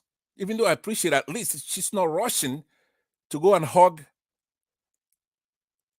an 80-year-old persona non grata in the United States for various allegations and actually convictions on heroin pushing. Somebody whose health is questionable. Definitely his comportment is out there for everybody to see. So we went from Buhari, then we'll go into this. You have to take a stand and do the right thing. President Biden, you have to do the right thing here. You cannot be too big for Nigeria. Nigeria is a country of over 200 million people, and we have a lot of our people in exile here in the United States. This is not a small election. And what do you have to actually do? You don't have to lift a finger. You have to make it very clear that you don't support evil and that you're prepared to levy biting sanctions on the country if they don't do the right thing. She's already on record to say, and I conclude with this because we've got a panel here, to say that the election does not meet the requirement. Now, when the election doesn't meet the requirement, what the hell are you supposed to do? Sit on the fence? So, you know, I'm begging you, do the right thing, but do it all the way. Don't sit on the fence with it. Thank you very much. Okay. From your mouth to your president, you know, concern me. I mean, like, I'm stand where this lady stands. Do not expect the US to do anything good for any African country ever. That's where I stand. But it's okay. He has heard your voice. I'm sure they have run and go and tell him that a citizen is talking here as well. So I just wanted to play a bit of, I don't know if anybody saw um, Daily Pharaoh Timi's interview with Sarah TV. Have you guys seen it? Let me play it. Can you hear me? I hope you guys can hear me. Can you guys hear me? Please let me know if you can hear me. I can actually hear you loud and clear. Okay.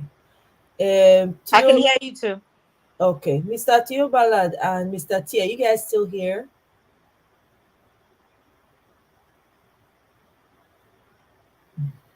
Okay. Let me play this. Where are you? Okay. Thank you, guys. So let's listen to this.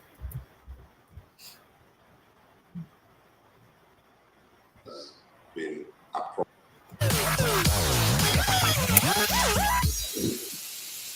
there is a much misunderstood phrase, and that phrase says, "Do not die in their war." I have found that that phrase has been appropriated by those who would counsel doing nothing. So they believe that when I say do not die in their war, I am counseling inaction, disengagement, and isolation. That would be most foolish.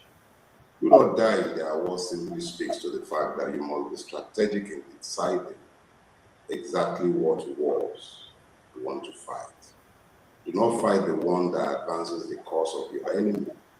Identify the ones that are in tandem with your own strategic objective and that advances you to the point of liberation. That is what I meant. And I've labored to make this clear on more than a few occasions, but I believe there is a level of intellectual indolence that has crept into our country, a byproduct of the weaponized ignorance, that has now assured that when people here do not die in their war and they see the like of me behind Mr. Peter Gregory Obi, they believe that I have stepped into the war belonging to those for whom we should not fight.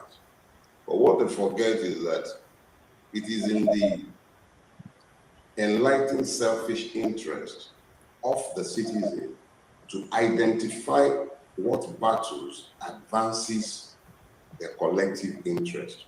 It is in that identification was found and remains found with the obedient movement. It is not about a person, it is about ideas. The idea of citizenship, the idea of the rule of law, the idea of transparent elections, because citizens who are ruled by law are able to freely choose not just who to elect, who to rule over them or lead them, but those who should determine the structure of their country and exactly what should be happening going into their future. You do not affect history by staying out, criticizing everything, offering nothing as alternatives. Belly acres do not affect history. Those Nigeria would routinely silence found their voices in it. Abiola caught popular imagination. So he ran for the presidency. You should read up on that man. That me and you are able to speak the way we are speaking today, in spite of the many ugliness of what we call a democracy, is because of him, regardless of what Obasanjo and all the other ones who came after him might have done to tarnish his image, to diminish his status. He is the father of anything called democracy in Nigeria, and we don't have one yet. But we'll talk about that later on. He ran. And in running, he picked another Muslim, Papa Gana King Gibe Kanuri, as his running mate. This went against the grain. But you know what? It didn't matter to any one of us because he wasn't running as a religionist. He was not an Islamist. He was running as one of us. There was a relativity. We were related to him because he felt our pain. That was Moshood Kashimawo Ali Abiola. We followed him. Nigerians across the length and breadth of Nigeria followed him. We followed him because we realized that if he became, we could become. If somebody like him could become the president of Nigeria, the disadvantaged, the victims of Nigeria, who are not even these many in those days, at least it wasn't this manifest. We felt we could become if he became. So we followed him. And he won. He won in places where his life was not expected to win. He beat his opponent, Bashir Tofa, I believe even in Tofa's own state. Nigerians handed him a pan-Nigerian mandate. So, but I know as a fact that it wasn't Abiola they were afraid of. They were afraid of the people who found their voices and gave Abiola a mandate. Because if they would give Abiola a mandate, their own powers would be lost. The powers of impunity that has preserved the unjust entity called Nigeria was threatened. It was threatened by Abiola's victory. The myth of a country where the South cannot find favor in the North, the myth that have been created to perpetuate the divisions, Abiola broke it. And that was what scared the ones who eventually annulled the election. They were not scared of Abiola, they were scared of him. in 1999, Nigeria was in a bad place. First, we had an interim government. An attempt to pacify the Yoruba were made because they sought to make it an ethnic mandate. Suffice to say that Nigeria went through a period of dictatorship. Not that we're much better now, because we still aren't citizens, but that was brutal. I saw a man loaded into the boot of a car in Abuja simply because he crossed a group who called themselves the strike force. It was the rule of man in plain sight without any pretense, at least they pretend now. That was what happened to us. Until, of course, they killed Abacha. And then they killed Abiola. You know who Chukwumeride is? He was the one the system deployed to make sure that Nigerians reduced what was a cross-Nigerian mandate into a tribal mandate. Chukwumeride deployed propaganda of the vilest sort, vilest propaganda possible, to drive a wedge between the Yorubas and the Igbos, to create divisions amongst the coalition that had handed Abiola his mandate. It was very effective. The morons in Lagos State are currently doing the same with the Labour Party governorship candidate. They're telling you all about it. Visible. They don't care where you are from. If you are one of their own, they're fine with you.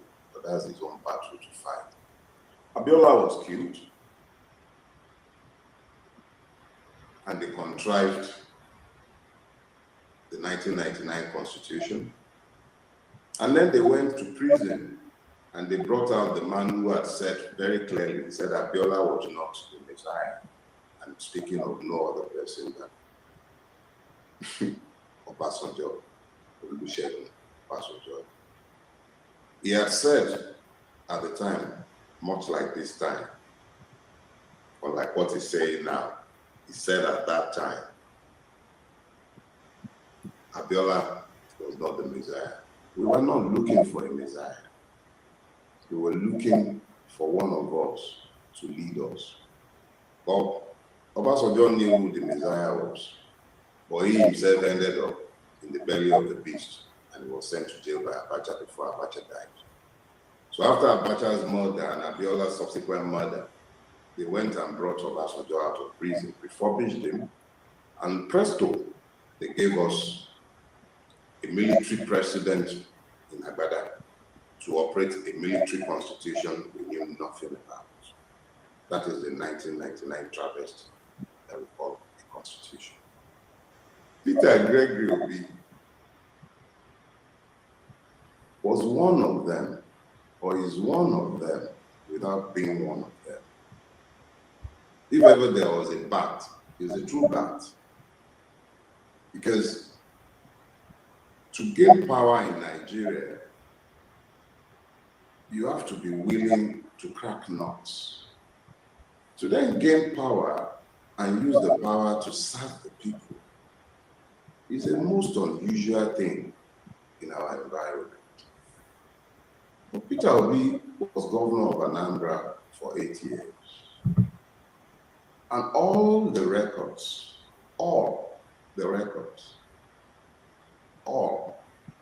says he did a fantastic job.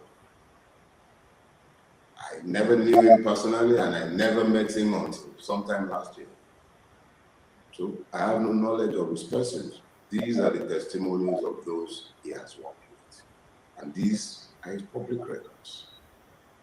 The people testified to the fact that he sacked them. And then he was bold enough to come out and tell all of us, if you can trace a couple of government money to me, I'll stop my campaign. That was unusual in this environment. It's extremely unusual. I'm not looking for a saint to lead Nigeria. I'm looking for a leader, somebody who knows where he's going. And the man appeared to be manifestly clear as to where he wants to take the country. And he has a record that says he has done it before at that macro level in Anambra State. And then I look at his biography. I see a man on a mission. Every opportunity to stain his own image in public office, whether that was political office or the many offices that he has held, he has stayed above the grave. Abiola was a fabulously wealthy man in his lifetime. And from all accounts, Peter Obi is equally a fabulously wealthy man, even though he can be exceedingly stingy in the way he spends his money on himself. It does not change the fact that he's not a poor man. But the key reason why this is important is for you to understand that when a man has learned to govern his avarice, as clearly as Peter Obi has learned to govern his avarice, and has a record of the sort that he has placed in the public space, it becomes easy for the people to identify with him. But Obi's quietness belies still the same steel that Abiola had in him, and the same steel that eventually provided the leadership that led to his death. Peter Obi is an able man. He was the person they didn't see coming. They had no calculations concerning him, and they couldn't run scenarios about him. But the disinherited in Nigeria, the victims of Nigeria, those you would never have heard in Nigeria, the silenced in Nigeria, the disadvantaged in Nigeria, everybody who has been dealt with by Nigeria found common purpose in his candidacy. The subjectivization of the truth and the ethnic hate mobs that you see out there, they were out there in the days of Chukwumerike as well. In the place of Abacha, this time around, we have Bola Ahmed Tinubu.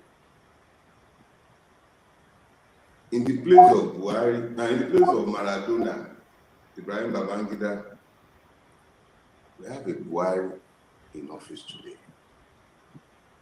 And yes, OBJ is OBJ.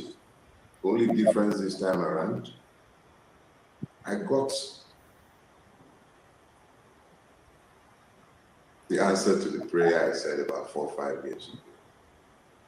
I prayed at the time that may God grant Obasanjo the grace of long life and good health, that he might live to see the unraveling of the empire that he helped to build on the foundation of lies. That empire is dead now. In one way or the other, it will be buried. That Obasanjo now suddenly becomes the truth teller, and he's telling the truth. And the truth is not devalued, even in the mouth of a liar. It's pleasing to see Obasanjo telling the truth. Obasanjo demanding that people stand up for their rights. But it should be instructive to each and every one of us. Lives endures in cycles. And it is the same for nations. We are the creatures in time. We will live and we will die. Nations also die. Nations also die. But nations are built only on truth, if they must endure. If Obasanjo had a legacy of good elections, if he had left good elections behind, others would have been forced to build on it. He did not. But in spite of that, we who are here now, we have a duty to refuse to normalize these attempts at stealing our free will. Because if we fail to do so, understand this. Justice is the first condition of humanity.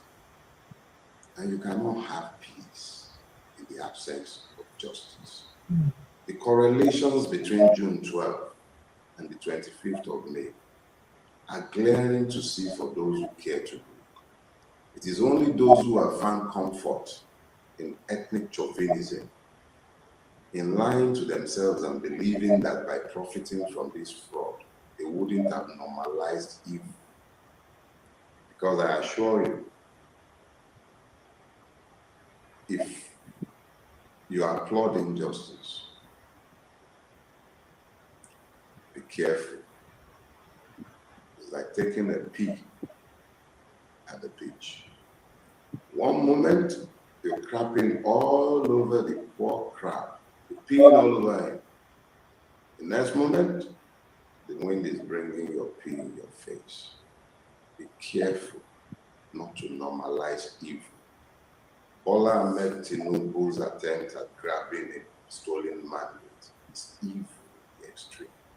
It dehumanizes those who stood in the rain, in the sun, to vote. A nation cannot be bought. A presidency is not for sale. And if you have in any way helped or sought to help to normalize this, remember, we will tell your history too. We will tell your history. History will have its say. Those who fail to learn the lessons of their history are doomed to repeat its failures. Wow. I wanted you guys to listen to that. I know it was a bit 17 minutes long, but the guy was spitting a lot of facts there.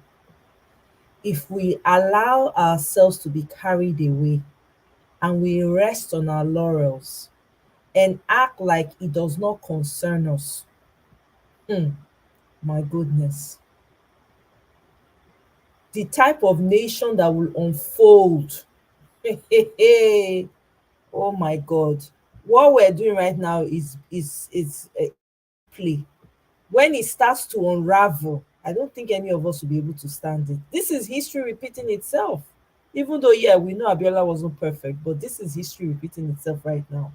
So I am glad, I have to say this, I am very happy that Nigerians are not quiet about this. We cannot allow that vile man, that evil man, to take hold of the affairs of our nation. We cannot. It's not possible. We should not allow it to happen.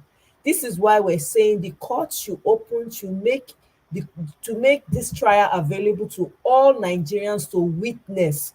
We want to see how effective our laws work. We want to know. We want to know how they present the case in court. We're interested. We are the ones that are we are the, what's it called? The petitioners. We are the petitioners.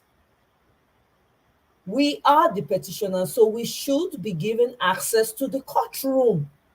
Everybody needs to show up in that courtroom. Everybody should be sitting down and carefully listening to what is playing out in front of us. We cannot be silent. We can't allow this man get away with it. I'm happy though that Nigerians are not sitting down. I'm happy that we're making a lot of noise. And I'm happy that we are educating people. And this is why March 11 is very important. No matter how angry or upset you are, take it to the polls on the 11th. Take it to the polls and vote LP. Vote LP to send a direct message to these people, because these people they've taken us for granted for way too long. Imagine 60 years of nothing to show for it. Instead, we're going back into the dark ages instead of going forward. Already, look at how the newspapers are carrying the fact that Tifunubu is sitting there. The characters they even used to describe the man self is something else. You don't want that dangling on your neck. You can't even, let me tell you, you will not see, if you're doing business in Nigeria and this man, God forbid, happens to be at the, hey, I don't even want to say it with my full mouth. I don't want to say it. And it's too heavy for me to say. We can't. I'm happy we're fighting, no? We need to continue to fight. The 11th of March is very crucial. Please, if you are in the states where they are conducting the gubernatorial election, I know Edo State is not till next year, I believe. But if you are in that state and you're in Nigeria, please take your anger, your passion, your frustration, everything to the polls on the 11th. I beg you. This will be, we need to, let it be like a tsunami, take over, complete takeover of the House of Assembly, the House of Representatives, the Senate House, or however way they call it, take over everything so that they will know. Because right now they're already afraid of you. If you don't know, in case you don't know, they're already scared. Have you seen videos of Obaseki begging, Okowa's daughter begging? Wike going to the market to go and talk to Igbo traders after he has done the rubbish he wants to do. Have you seen those videos? Now they are aware. They don't. There's no way around it for them. They have to recognize that LP has taken over. Even Jandor is saying that the person who won in the House of Reps in Etiosa local government, that it wasn't him that won. It was Peter Obi that won. But hell yeah. Let it be a tsunami of LP candidates all over the place. Let them be staring them in their faces. Shebi they say they carry fire for head. Saturday, now you go show them, say, no be only fire you carry for head.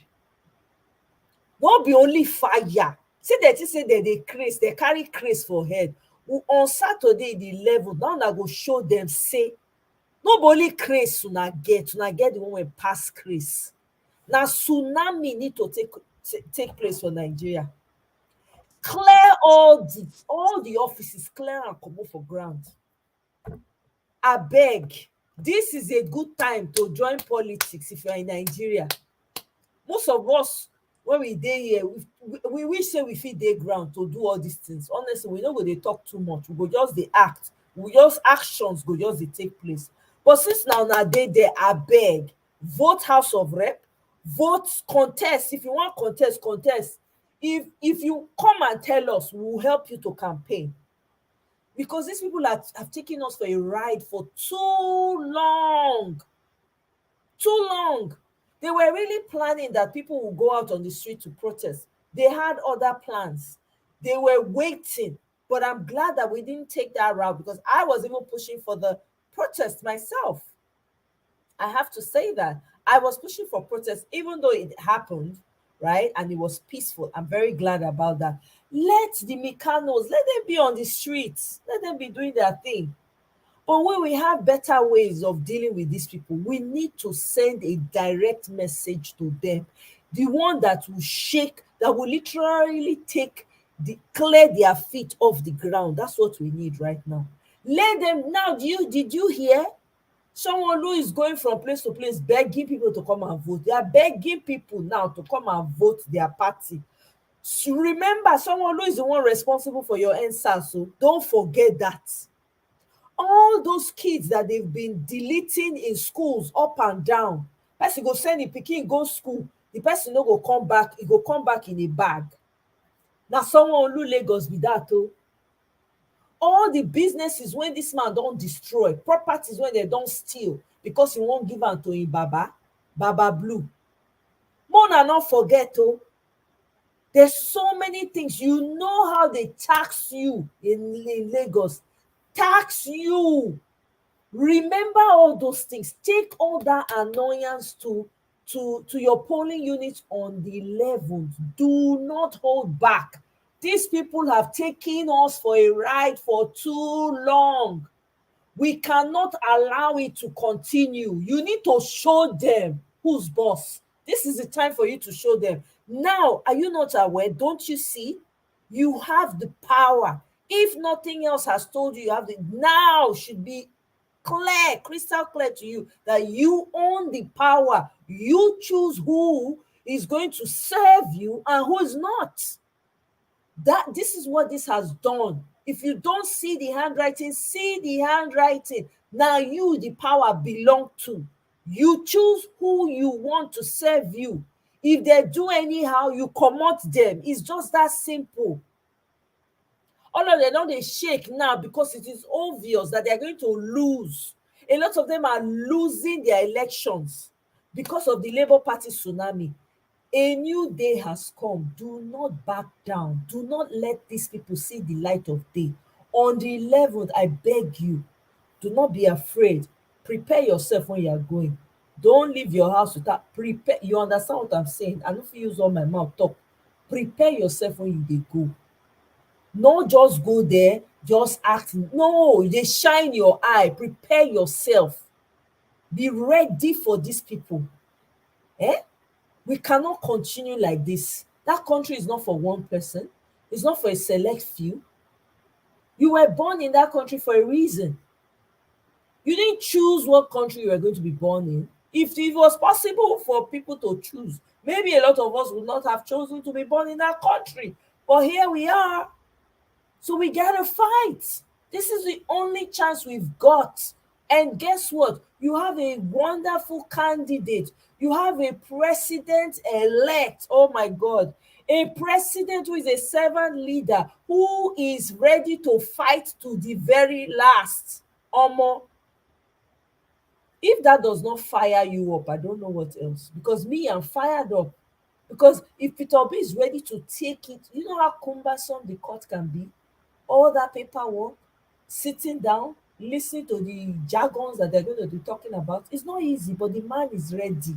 It seems to me like he was prepared for this occasion. For him to have gone through what he went through as a governor in Anambra State, looks like he prepared him for what is to come, which is what we're currently experiencing in real time. So, my dear, if the person that ran for an election, this man went all over the world. Do you hear me? He traveled all over the world to speak to Nigerians. Wherever Nigerians were, the man showed up. He not only went all over the world, he went to places to go and learn skills so he can bring it back, so he can get to work immediately. He visited the entire states in Nigeria, places that I've never heard of in my life. This man visited. I didn't even know they had IGP camps in Abuja. It was Peter Obi that made me know. I had no idea. So many places that man visited I didn't know existed in Nigeria. With all that work that he has put in, the man probably had little to no sleep running this election, campaigning up and down, using every opportunity he has to speak directly to Nigerians. I've never seen anything like that. I have never seen any leader like that in the world. No cap. In the world. This man is setting a precedent that people will follow from all over the world. If he, after all of that, still has the fight in him and says, I am not giving up, what excuse do you have? Please tell me. What excuse do you have? Nigerians, there's no other way to wake up than now, in case you are sleeping. I know a lot of us are awake. I'm talking to those that are still asleep and are down or feeling sad because what they expected did not turn out. No, if the person that should be down right now, unable to stand up, is our candidate, but he has a fight in him, you do not have an excuse. This is the opportunity for us to rally round, stand strong for him. Because guess what? He's not fighting for himself. In case you think he's fighting for himself, he's not. He's fighting for you and I. That's what he's fighting for. You and I. We are the ones going to court when that time comes. It's not him. We are going to court through him. We are just going to support him morally and physically. So Nigerians, I beg you, March 11, una not fall my hand. Make una not fall my hand. I beg una.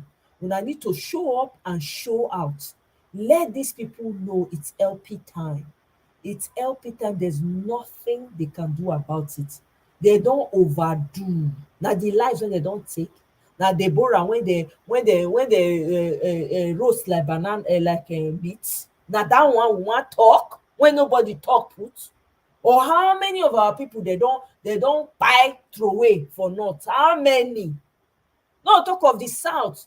Most of our people no fit go farm again. Some people know they make money. They know they concerned about money like most people they concerned because they live a very comfortable life in the village. Their own na to go farm, come back home, eat their food. That's it. As long as they have a place to put their heads. They don't turn those ones now to poor people wey no get anything to do again. My people, na beg I dey beg una. We no fit leave am for dis people. We no fit. Make I show una dis video. um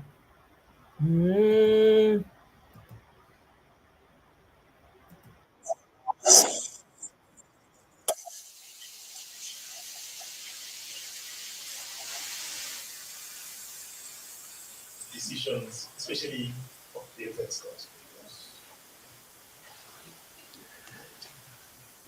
Mr. Fidelis, there's no Nigerian who can say he has been a beneficiary of the judiciary more than me. And all this while they tell me about integrity of the judiciary. From 2003, I've always been in the court. I was there 3 years to reclaim my mandate. I was there to come back from impeachment. I was there to do interpretation. I was there to challenge my second tenure election. And in all, I've been successful. Without in any way compromising or doing the wrong thing.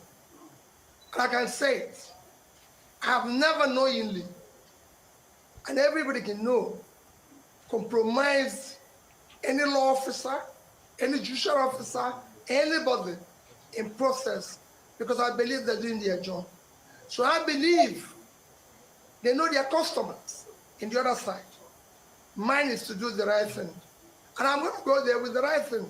And what I'm seeking who will benefit the future of their own children. And I'm sure they will do the right thing. Okay. All right, just sitting next. I'm coming to your side. Please. Good afternoon, everyone. My name is Timothy Ogesu. I report for POA Voice of America. My question is, I've been speaking with observers and political experts who say that for you to be able to reclaim a mandate, like you said, has been taken from you, you need to prove abundantly enough that the suppression, voter suppression that has been alleged, the violence and everything that happened on Saturday was enough to sway the votes in your direction. So do you have abundantly enough evidence to do so? Well, let me again say, we're not yet in court. That is why the court exists. And they've asked me to go to court. And I want to go to court. I don't want to answer questions on my way to court. I want to go to court.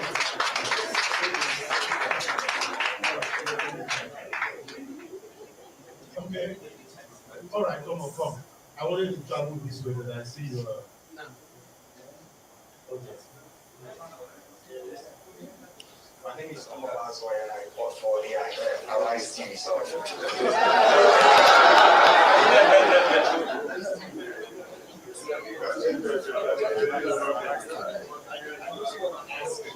Because you told us some moments ago that you have been having series of meetings with a lot of people from the international community and maybe back home in Nigeria. Do you feel like you are under any pressure from anywhere?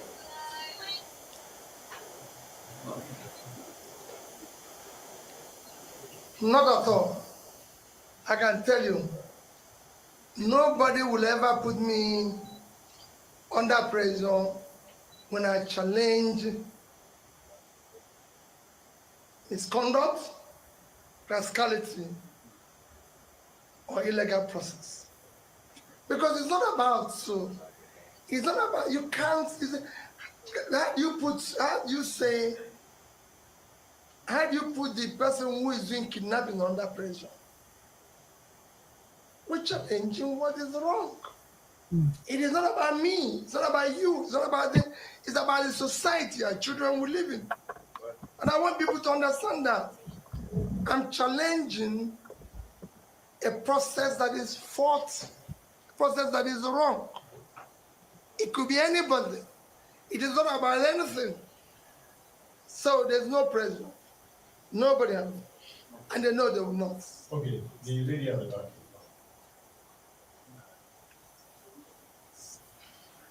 Okay.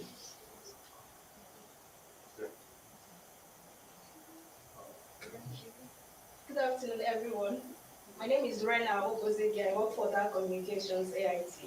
So I want to ask you, how are you engaging the international communities on the outcome of the election? Thank you very much. Now the real AIT, not former AIT. Quite frankly, I'm not unless on invitation, I'm not engaging any international community or international body, because I feel this is the Nigerian problem. And this is time we have to start solving our problems. Elections have been conducted in all parts of Africa. And nobody have ever seen something near what we're going through here. So I'm not consulting anybody. Okay. Good day, sir. My name is Niyomoni. I represent, I'm correspondent for News Central. If I know you've recorded a lot of success rates when you go to court, I'm not trying to be an antagonist, but if you eventually go to court and it remains the same, that the mandate is given to your opponent, what will you do? Secondly, we've seen a lot of visuals online about youth destroying their PVCs.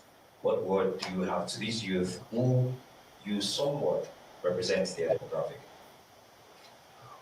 Well, I'm still going to go around appealing to the youth. This is a long distance journey. And they have to know I'm committed to going through this journey with them. It's not going to be a one-day journey. No matter how long the night is, they will be there. Yes. And I want to show them that I will be there. We have to go through darkness. I'm going to go through this darkness with them. Because I know we're not going to ask these people to live easily. That's why they're there. That's why they have structure. That structure of criminality can't go away overnight. That structure of destruction can't go overnight. Structure that have created 133 million people living in multidimensional poverty can't go out overnight. Structure that have created 95 million people living under absolute poverty can't go out overnight. Structure that have created over 20 million out of school children can't go out overnight. All we need to show is commitment, resilience, like use all the resources we can, all our energy, everything. All I assure them that I'm not going away. I'll be at the forefront. We will walk through this darkness until day break.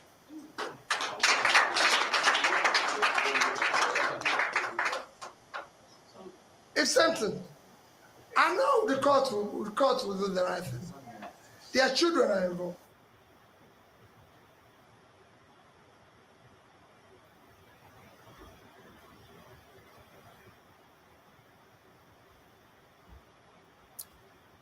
Did you guys hear that? I'm going to be there till daybreak. Yes, we did, and we Yes, heard, we did. We heard the left to me one too. I'm sorry. Go ahead, Mr. Passer. I'm saying both videos were on point. with Dele Faratumi and Mr. Pitobi. I don't know who else is here who wants to talk. It's a BBC here. Yeah, she is. I have a few things to say actually before you guys talk. Okay. This video right here just sums up exactly what I'm just sharing right now. This is why I played the video. This man is not giving up. He is the one who's put himself on the line. Nobody asked him to, nobody was there when the man was jumping from plane to plane, going to visit every Nigerian, no matter where their location was. He did that. He came back to Nigeria, not just state, cities, towns, villages within each state. This man has a lot of fight. He says he's going to fight till daybreak. We're going to be here. Another thing he says is that they're fighting for their children also. And I'm summarizing. Their children are involved. So we fight this thing to the very end. This is the only chance. This is the one chance that we've got. If this man is not backing down, I'm not backing down. I'm behind him through and through. Let's go there. I didn't back like Iroko tree. We go there. You see this structure of criminality, of evil, we have to destroy it from the foundation, not from the top, not leaves, not branches, roots. Uproot the tree from the ground. You listen to what Dele Farotimi said. This has been they've built a foundation of criminality from a long time. Did we think this was going to be easy? Did we think they were just going to open the door and say, well, they won't let them just get through? I mean, they beat us fair and square. No, that's what we're seeing playing out because they've been used to this criminality. That's why this man had the audacity to steal something broad daylight. He didn't care that the world was watching, didn't care what impact it will have on the citizens. Over 200 million people. He did not care about their reputation overseas. He doesn't care that there are Nigerians living overseas that if they ask where you're from, they will point to the fact that you have such a man leading you that can steal and nothing happen. Is that what you want? Is that what you guys want? And I'm talking to those who are still on the fence and I'm saying, well, you know what, he didn't, let's just leave it to God. God has already answered. That word infuriates me, but God has already answered your prayers for crying out loud.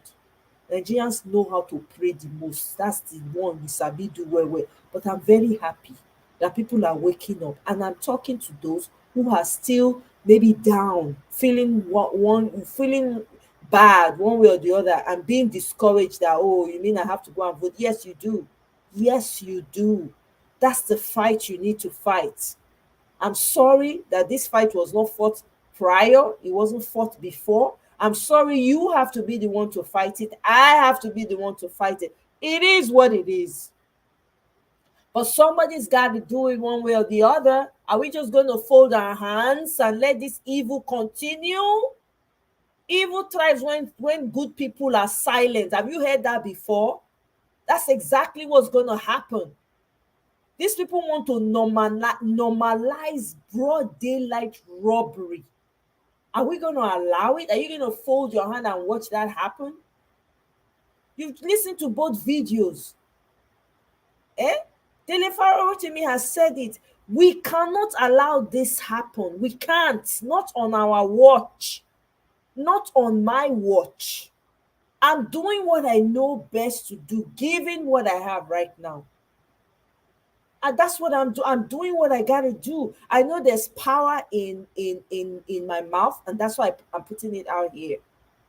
I am standing behind Peter the Rock Obi. If this man is willing to fight, he's not crying, he's not coiled up somewhere and weeping and saying all the money that I spent traveling, this one, that one, the energy. He's not crying. Then what excuse do you have? All you had to do was show up one day and vote. He had to do the heavy lifting of convincing millions of people millions of people talking to them, interacting with them, not getting tired, making himself available. What excuse do you have? The man has nothing to lose. He's made for life. His children, children's children, and the ones after will never suffer. You heard what Pharaoh to me said. He has given the quiet people, the people that have been taken advantage of, the people that are good, that want good, the decent human beings in Nigeria, he has given them a voice. We don't want those voices to be shut down anymore. We need the voices of reason, the voice of truth to always be in the forefront in our nation. We cannot cower to these people. Oh. We fight them. We fight them in the day, we fight them at night, we fight them in the afternoon. Anyhow they show up, we fight. We are fighting until we get our mandate. Just like he has said, we fight till daybreak. Now here we dey. Bibi, if you have something to say, please do. Wow, you've said it. You've said quite a bit, and you really said quite a lot. And Mr. Farotimi and Mr. Obi have said quite a lot as well. I wish I could say this is it's a happy thing. This is really not happy, because when you have people at home, whether they are related to them or not, nobody enjoys seeing things not going well. I mean, when we come down to it, everybody's out here to look for an extra coin. Either extra coin to make yourself better or extra coin to go and share. And truth be told, east or west, home is always home. So everybody looks back to going back to doing well. But if the home is not welcoming, then it becomes not an appealing place to go to.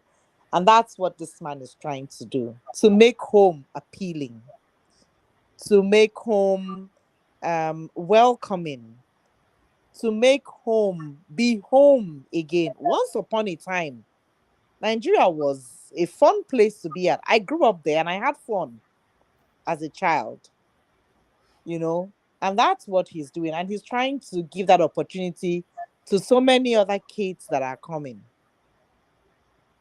So it helps to know that he's not giving up the fight. And like he rightly said, he doesn't need to if he does not want to. But here he is saying, I'm not backing down. I'm not just going to be looking. I want to be part of it. In fact, I want to be in the front.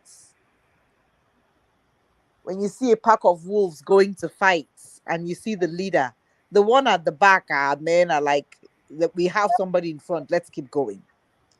And that's what this guy is. Other African countries do elections. Like he rightly said, you don't have international body, which is why I feel nobody can know your house better than you. So that when you are sweeping, you know the corridor to sweep. You know where there is more dirt, and you know where it's clean that does not need a lot of effort. The same thing here.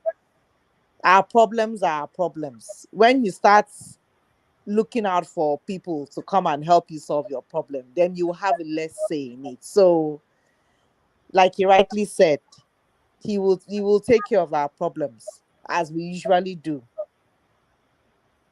It's interesting. Did he not just say that? Peter Obi said it now. Like, yes, he did. I'm agreeing with what he said, which is what I've always said. Exactly. That there's nobody. Let them. They know their problems. You will get your house. You know which side dirty pass. You know the side where clean pass. You know the side where require extra energy to clean. So make everybody sit down for their own. Make every man make it carry in kettle. Now be this matter so. Now we day here so. Oh yeah, you do well though. Thank you. My people, make I come dey wrap down. Make I go chill small before I sleep. But I beg, before I leave, I just want to tell una say I beg one all of una dey Nigeria, Lagos, Rivers State, Delta, um Plateau, Kaduna, I don't know any other state again, right? Please, March 11, just go out there and teach these people a lesson they will never forget. Make this historical. So when they talk about this, the 11th in history, future in future generation, they will talk of how they will tell the story how Nigerian people went out all out on the 11th and used the anger to vote in all LP candidates, all to wipe out Mikano and Agbado completely from the face of the political space in Nigeria. Let it be told in history. Make it history on the 11th. Make it history. Let it be a date that you've never had. That's what it needs to be. Because these people have long taken us for granted. It's time to shut them all the way down. Mr. Pansa, do you have any final words before I shut this down? I do have a final word, and that is amen. All right. Thank you very much, Omoye, for your channel. We're going to try to let people know about your channel because it's based on the truth and patriotism. So, again, we see that you are tired and you came in a little late. So, go get some energy recharged and ready to go tomorrow. Everything is looking good. Yes. Thank you, everybody in the chat section. Thank you so much, Mr. Pansad. I appreciate it. Thank you for coming to the show tonight. And thank you so much for your contributions and for the videos and information you shared with us. Thank you. Thank you. Have a good night, sir. Bye-bye, BB. Bye-bye. Bye-bye. Yes. So, my people, we have come to the end of this show. Thank you so much. I'm sorry I showed up late tonight, but if you're catching this on replay, let me know your thoughts. Whatever information you have, please let me know in the comment section. We have to keep pushing forward. Trust me, people, we're going to win back our country, and we're going to be the ones dictating how we want that country to be run. Okay, this is a time for people to join politics. Join politics from the standpoint of Labour Party. Forget about those other ones. They've been corrupted heavily. Okay, they need to be exercised before anything can happen with them, if anything can ever happen with them. So please, my people, we only have one ancestral home, one country. That's the only one we can truly call our own. I beg you, let's fight for it. We fight now so we can rest easy tomorrow. And the children we have now and the ones that are coming tomorrow will come and plant beautiful gardens. Right now, we fight for the foundation of the soul of our country. Okay? So thank you so much for joining me. I appreciate you all. Thank you, BB. Thank you so much for your support. I appreciate you. Guy Owanlele, thank you so much for showing up. Voice of our ancestors. Thank you, Kene. Kene, you still there here? Good night. Thank you so much, Kene, for joining. I appreciate you all. Skystream, thank you. Miss Danto, thank you. Yemoja Danto, thank you very much. Obia Julu, go don't go sleep. Atlantic, everyone that joined. I'm sorry if I cannot mention all the names, but you guys know who you are. Thank you so much for joining me. I appreciate you all, and I'll see you guys on my next one. Don't forget to like and subscribe. Okay? Thank you. Good night. Bye. Thank you, John Oche. Thank you. Good night.